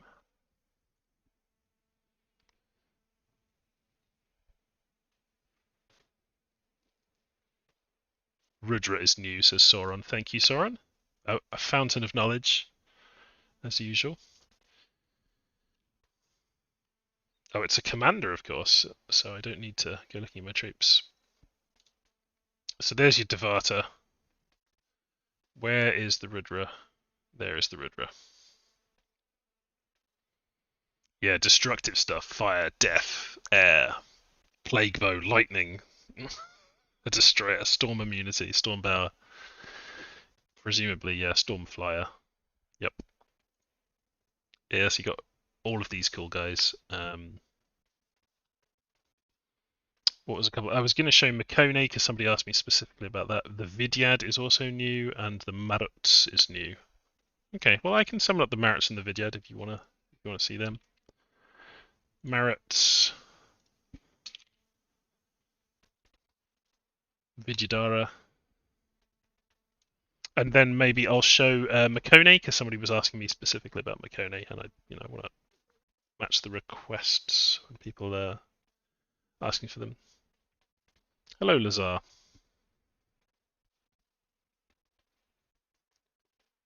And then I was asked a question about early age Machaka, the ability to remove undisciplined from animals. I'll check. I don't think early age Machaka gets removing undisciplined from animals, but that ability does exist in the game, and I know where there is an example of that, so I can go and find it. So we've got some Maruts. They're basically like mini versions of the what's he called? The Rudra. The Maruts. It's like the troop small version of those. And then what was the other one we summoned up? It was the Vidyadhara, or Vidyadhara maybe, which uses ore, comes with the Chris, which is not a magical weapon. Interesting. So yeah, just ore, flying, storm immunity. So storm flyer with ore, and then astral 2, air 1. How much were we paying for that? Is that actually a good deal? 15 astral gems for storm flying, sacred. No protection or anything, no way of protecting itself other than just buffing itself, but you could throw some armor on there or so on. But Astral Mage level 2, Air Mage level 1 for 15 Astral, yeah, it could be useful. The fact that it flies is kind of relevant. Do a bunch of stuff with that. Oh, Rudra was already in the game. Cool. Yeah, I agree, John. John Haynes says that the ability to make things not undisciplined is something that would be very useful in modding. I think it's not available as a modding command now, but I imagine they will add it at some point after launch. What was I going to show you? I was going to show you something that has the animal undisciplined ability. Oh, one way I can show you that actually is let's turn the debug mod off. People are going to shout at me for just leaving the debug mod on all the time.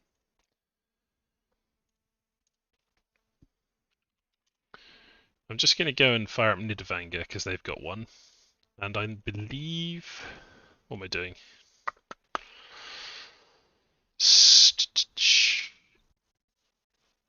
I want to say that Pythium has one as well.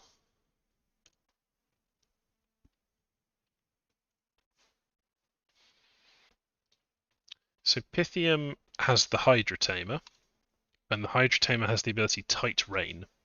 So the Hydra Tamer is exceptionally good at leading unruly subjects, which means poking them with a spear, I think. Undisciplined units under his command are not restricted to skirmish formations and can be given specific battle orders. So normally, the Hydra, undisciplined, can't give any orders. Previously, thematically, if you wanted to lead them with the Hydra Tamer, you could. You could be a good boy and give them to them, but basically you wouldn't recruit Hydra Tamers to lead Hydras around. It didn't make any sense. But now they've got this ability, Tight Rain, you can lead these boys around. So I think because this doesn't have very many abilities on it, this particular unit, you could in modding copy this. You could use copy stats to get hold of Tight Rain and give it to other commanders. Like it's something that I would want to be able to use in the Orcs and Goblins mod, probably for like Black Orc war bosses, because they're very good at keeping discipline in their armies by bashing some heads together. So it'd be cool if they had that ability, and I probably will be able to copy that. I haven't done it yet, but that's probably something I'll be able to do. And then the other one I wanted to show you was Nidavanger, where there is a more specific version of this unit on the Den Mother, the Cub Mother rather. So the Cub Mother, their job is specifically to lead around these units, the Cub Warriors, who are undisciplined. And so they have this specific ability called Cub Mother, where they're exceptionally good at leading just unruly youngsters. So it's a really specific version of it. I don't know why it went to. I guess they thought it was very important for the flavor to have this specific version of it where cub mothers can lead around cub warriors and they become not undisciplined anymore. But it only works between those two units, so it's not a useful one to copy. So Tight Rain is the one to use, and maybe in the future we'll get some mod commands that let you go like define something where it's like, you know, they can lead some specific unit without being undisciplined, just like Cub Mother. And hopefully it won't be called Cub Mother, it'll become called like, I don't know, Disciplinarian or something. But it's not a mod command yet, but I hope it will be. Did we have some questions? Bandar has Sacred Astral summons Storm Demons now in those Marit summons. Yeah, kind of. I mean, Storm Demons throw lightning. I don't think the Marits do in quite the same way. Couple of questions. Soren was saying they'd love to make it a bless. Yeah, I mean, bless modding probably will get more commands. If you look at my previous video, I go over what you can do in terms of bless modding, but hopefully there'll be some more modding commands added for blesses. Because right now you can just change the costs of blesses. John Haynes says, I'm trying to think if there are any summons or neutral recruitables that get interesting in this context. I think there's a bunch, probably. There's a lot of summons of like weird magical animals or like mythological beasts that are undisciplined, and they would be a hell of a lot more useful if they were disciplined, just because you would be able to stop them from just charging forward and getting slaughtered. Like there's a lot of them, but you want them to like hold an attack rear, or you want them to just kind of guard commander or stay out the fight or something. And yeah, being able to do that would be a big deal. I think I want to go back and because somebody mentioned that the Marats were like mini storm demons or like storm demons. So I'm just going to go back and check that because I hadn't really thought about them very much. So that was a debug I had started. This is the problem with me not naming anything in a sensible way. Where's my Kailasa debug?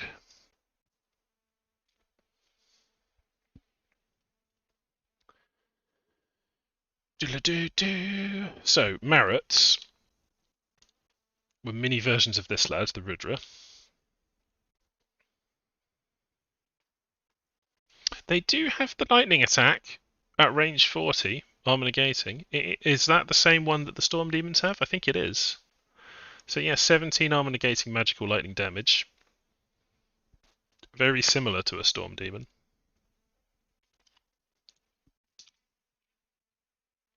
Let me go and get a Storm Demon. Oh, whoops.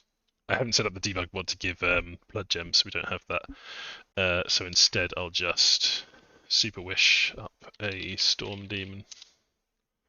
I had to resist every fibre of my being typing demon with an A in it there, because I work so much on the Warhammer mod that whenever I think of demon, I always want to put an A in it.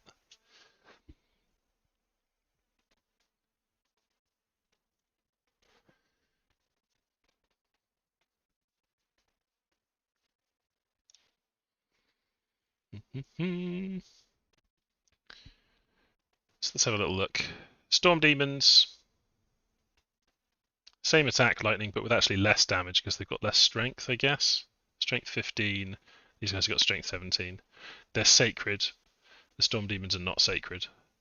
Protection 5. These guys have protection 15. I mean, they're better than Storm Demons. How much do they cost is probably a good question. 18, and you get 3 of them. Compare that with Storm Demons, where you are paying 10 Blood Slaves per Storm Demon, or Infernal Tempest. How many do you get for that? 12 plus for 50. Yeah, I mean, Infernal Tempest is where it goes crazy. So they can't compete in terms of cost with, like, Infernal Tempest, obviously. Stormy Demons are cheaper because Blood Slaves are so much more readily available. But, yeah, the merits are pretty great, I would say. They are pretty great. And that was just the Astral ones. There may be some other ones in here. Elephants. They're a national spell, but they're not sacred. No, I was just thinking maybe they were sacred. I think Angeria knew for Bandalog, but there's a lot of stuff. I don't want to go too much into just this and that summons for Bandalog. There's new summons for several different nations. The Indian nations definitely, or Indian-inspired nations definitely get a bunch more summons.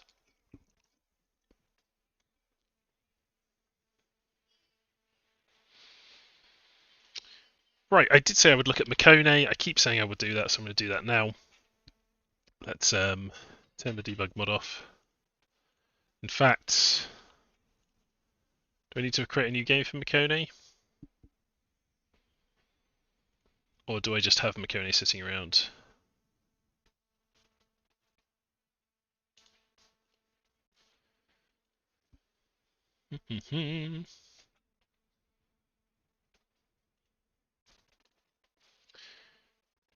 Here's a new pretender, by the way, with a very cool sprite. This is, Charon the ferryman. Got sailing. Got Stygian guide. When they cast Stygian paths, they're much more likely to be effective. Interesting, I think. Anyway, that's one of the new pretender gods. That's for kind of Greek nations. So Makone, I have very, very, very, very little knowledge of Makone. I've almost never played them. I played them when they were first released, and they were incredibly sad. And I think they got made slightly better since then, but they were very sad when they got released. So I think that the maximum per month on these guys has been increased by quite a bit on the Gigantes and the Discobolus. I don't know that very much else has changed on Makone. I don't know if you can see anything on here, the person who asked about Makone, that you would particularly like to look at.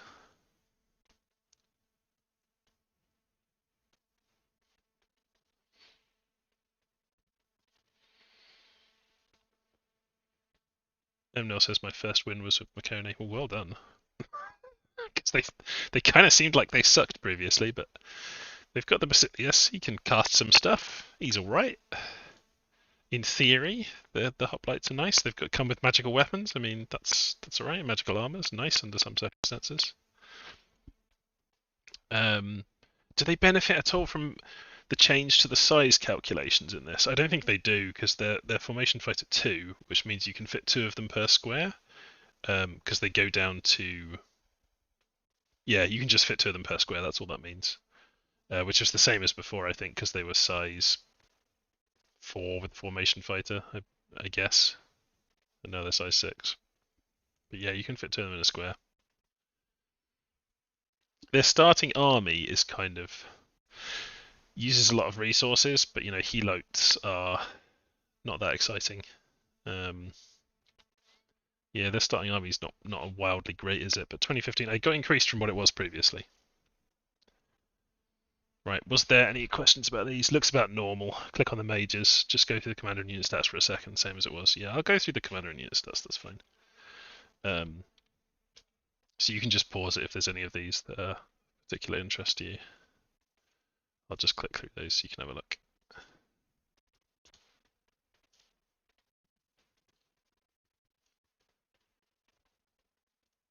But I think they're about the same. The old polar marks. The elder cyclops.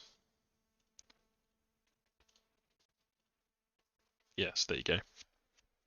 And then these units are, as far as I know, the same. Maybe the costs are slightly different, but I don't think so.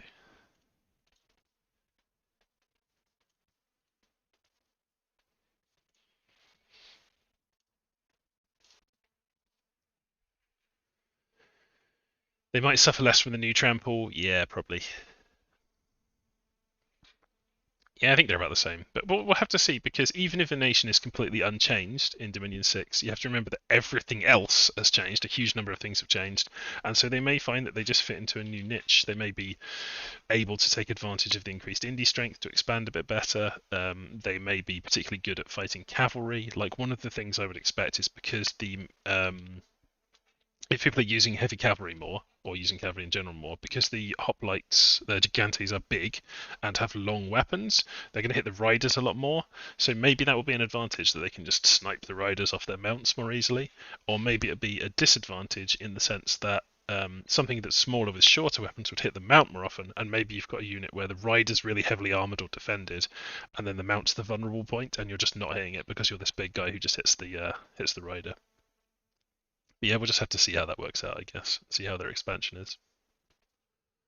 I do remember their expansion being pretty easy, because they've just got, super heavy infantry, so you just stick some super heavy infantry on a guy and just walk around killing all the indies. I think that their starting army might actually be, if you just turn them into a big block, stick them at the front, I think they might be able to just roll through some of these guys. Not elephant riders. Cavemen? Deer tribe, there we go. Yeah, so they can probably just do that.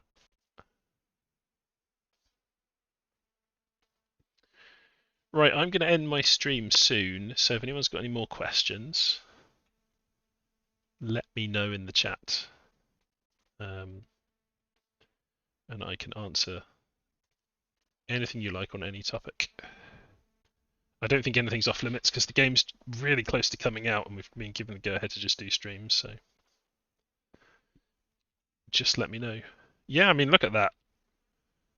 How many did I go in with? How many did I lose there? Did I lose 5 guys? I lost 5 guys. You can see that the numbers have increased, but they're not, when we were first in the beta, I think I bring this up because a lot of beta testers have been going, oh my god, the expansion's so hard. It really was. When I was first in the beta months ago, when I was trying to expand, I'd be running into provinces that were like 50 knights, like 25, 30 elephants, like 100 and something, barbarians, just like crazy numbers of indies.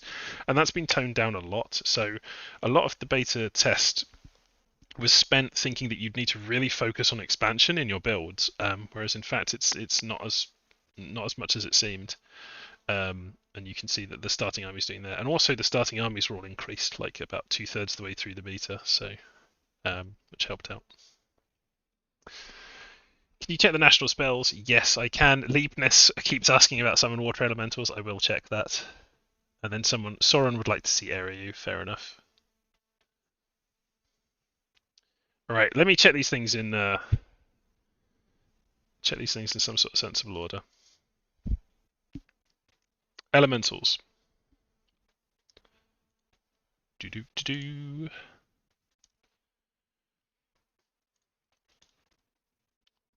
What am I doing? Can't cast it yet. I haven't got the debug mod on. Conjuration. Summon lesser water elemental. 1 gem. 1 water elemental. There you go. I can't tell you what size that water elemental is, but it's a small one. Next question. Oh, summon water elemental, you must know, not lesser water elemental. Fair enough. It's the same though. It's 1 gem, 1 water elemental. 1 gem, 1 water elemental. And then obviously you've got the bigger one, living water, which summons the smaller ones. 4 plus, 2 water gems. Actually, is 4 plus new? I feel like the plus wasn't there before in Dominions 5. Question mark. A thing that people have probably mentioned, and I'm sure people were aware of, is evocations have in general been buffed in that they're just faster. So you could see there, like living water was 150% casting time, acid spray 75% casting time, so it's half the amount of time to cast it. So that's nice for those. Soren says 4 plus was that? Okay. Check the national spells for Makone was one request, and then have a look at Eri was another request. And then I think I will end the stream after having done that. So, national spells for Makone. Makone or Makone? I don't know. It would be Greek.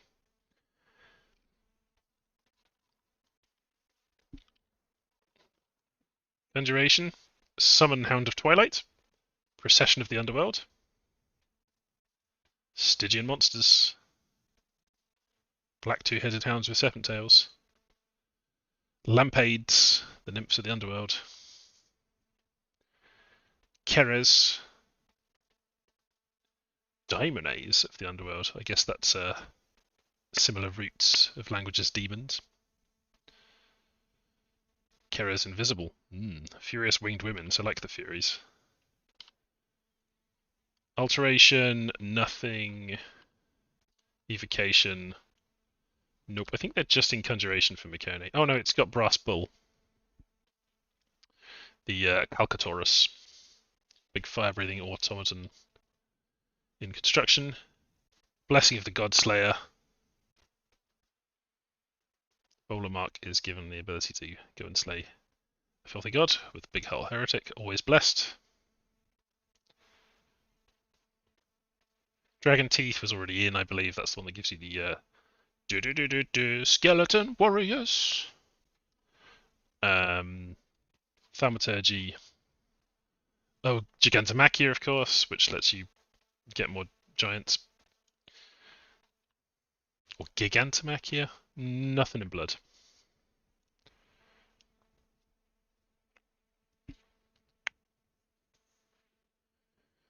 Keres are blood death mages if you get to reason them, yeah.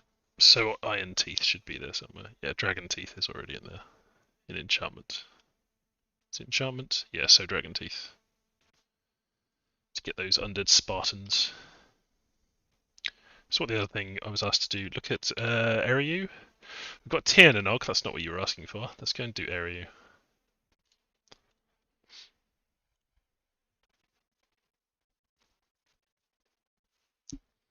I know that Eriu has a new thing. It has this lad here, the Furbolg Cattle Raider, or Furbolg, not sure. So the Cattle Raider is a berserker, and it is stealthy. So you can do some nasty stuff with that already. Not great protection, but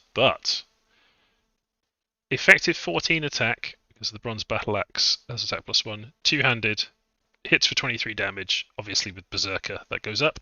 So we've got a super hard hitting, not very expensive in resources, not hugely expensive in gold unit. I think that Furbolg Cattle Raiders are really good.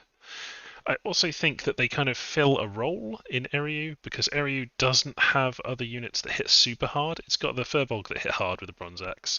It's got the Shi, who are not very hard hitting at all, the Sacreds. Nothing else really compares to that level of whacking stuff with an axe, 23 damage, and then Berserk is obviously higher. And very accurate as well, high attack. I think the Milesian Man-at-Arms is also new, and it's kind of like a higher tech thing than they previously had. It's a pretty tough unit, because it's got a kite shield, it's got high protection for the era, middle era, having 18 head, 15 bodies, pretty nice, and then having a broadsword is pretty nice. And they're kind of a resource dump, but they're also a bit more of an elite troop. They're kind of like an Ulmish or Maragnese troop.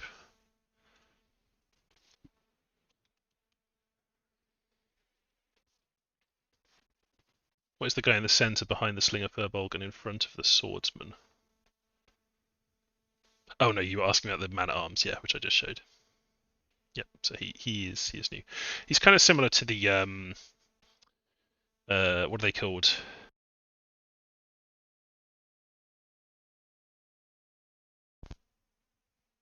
What am I thinking of? Is it Chelms? Has the Landless Knight?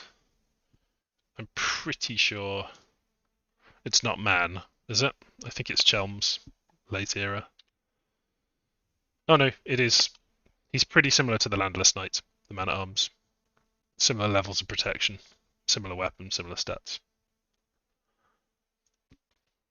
So yeah, pretty similar. So just before I go, I will just show you the the nation I've been saying throughout the beta. I'm just like, this is too strong, this is too strong, this is too good. A nation. I'm sure people have already seen it, but it's the middle era of Pyrene or Pyrenees. So I will show that.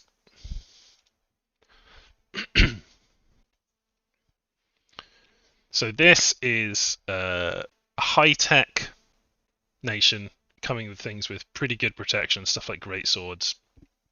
They've got access to great swords and crossbows, so middle era, relatively high-tech, pretty good protection. All of their guys just have good stats, like more hit points, more strength. Not great magic resistance though. They've got the kind of cheap cavemen guys that they can spam. They've got knights, which are very good, protection 18, and then their mount has protection 20. So real heavy cavalry that really mess stuff up with increased hit points, kind of like Ulmish Black Knights have. They have a really good sacred in the form of the Emerald Knight.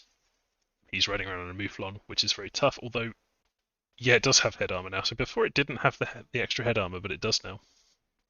So yeah, they're riding around being jerks.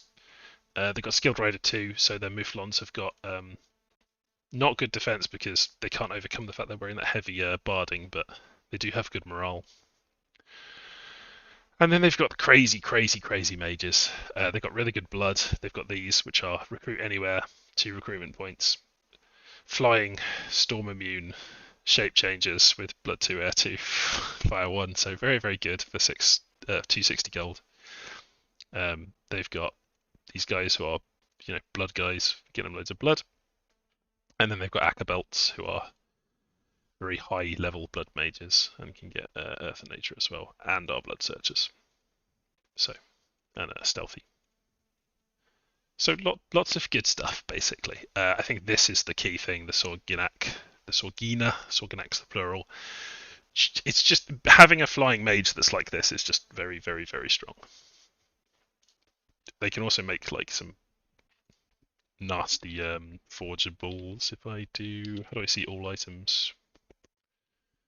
Control A. If I go, where's their national item? Got a flying ointment I wanted to show you. Witch's ointment, which can give anything flying storm immunity, and it's 10 blood slaves, 5 air gems.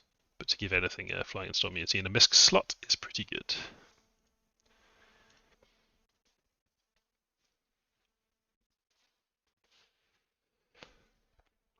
Oh, Soren wanted me to show the mages on area, which is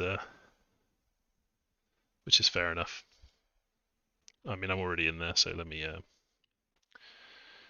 and show the mages in area. I don't think their randoms are very different, but of course they've got a lot of glamour now. The mages are about the same as they were. So monk, nothing. Bards, glamour 1. Milesian mages, air, earth, and then elemental random with nature. Well, and no water, so I shouldn't really say elemental random. The champions have nature 1, glamour 1. Glamour 1's actually really useful. There's a few good buffing spells in there. The She-Lord, glamour and nature. The Banshee, Beanshee, Bornshee, I think it's Bornshee. Water, nature, glamour, and then this full random, so they can get glamour 2 and so on. They can get air 2. They're less likely to, they don't have the thing. They can't get air 2, rather. They can get glamour 2. They don't have the thing anymore where they're like assassins that have air 2. Or not assassins, rather, but stealthy boys.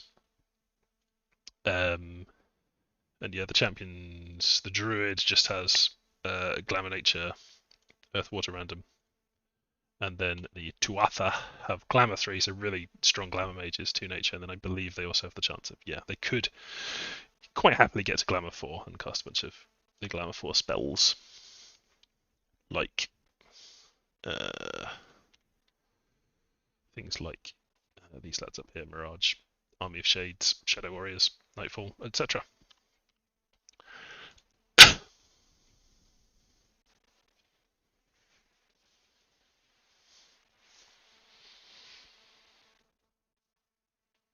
Ash asks, will I be making a Warhammer mod? Yes, I will. The bonus bit of extra content on the end here. Let me just go and show you what's going on with the Warhammer mod. So this is in Dominion 6. This is the Warhammer mod. It's going to take a little bit of time to load up because it's big. Hopefully it doesn't have any bugs in it right now, or it's probably got some. So this is still under construction, but I could show you the Warhammer mod. Let's go. What did I just do recently? Slaanesh.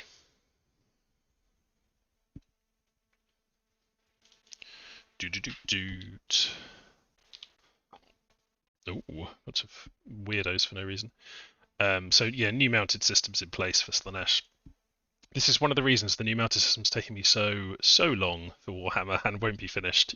The new mounted system won't be finished, but I will release the Warhammer mod so people can play around with it right after launch, or it'll be released on launch possibly in the workshop.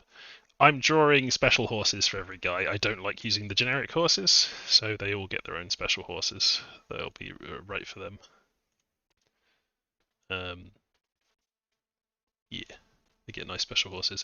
And when they get knocked off their horses, they have foot-mounted sprites as well that you'll be able to see. So yeah, they get all of this stuff implemented.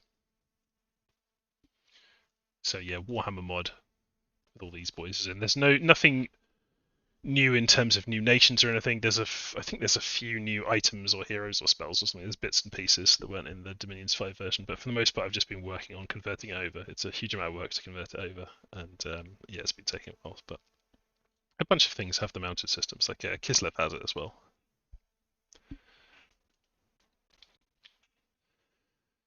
So they've got, you know, a war wagon with cataphracted horses, and then they've got a bunch of crew. Got the wagon, so I've cataphracted the horses on the wagon because otherwise that would immediately get killed and all the people would just spill out straight away because the horses would be too vulnerable, right? But now the horses have okay protection. They've got a bit of natural protection, and then they've got the cataphracted armor. That's weird, actually. Cataphract barding. Hold the phone.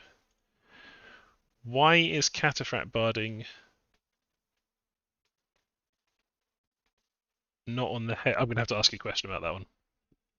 That cataphract barding should extend to the head, so I'll ask about that. That might be a bug that I need to report. Because that's the whole point of cataphract barding, is that it goes over as much as possible of the surface area of the thing it's barding.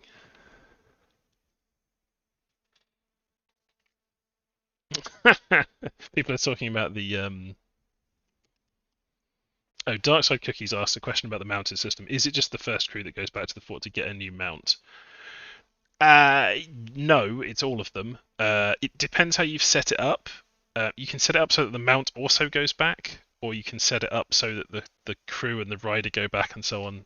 There's a few different ways you can set it up. You can also set it up so that as long as the driver survives, they get all of the stuff back automatically. They regain the mount and the crew and everything. But yeah, typically, whatever goes back will then help with discounting purchasing another one. So if I got a bunch of these guys killed and some of the crew and so on got back, the horses will never go back on their own because they're not intelligent.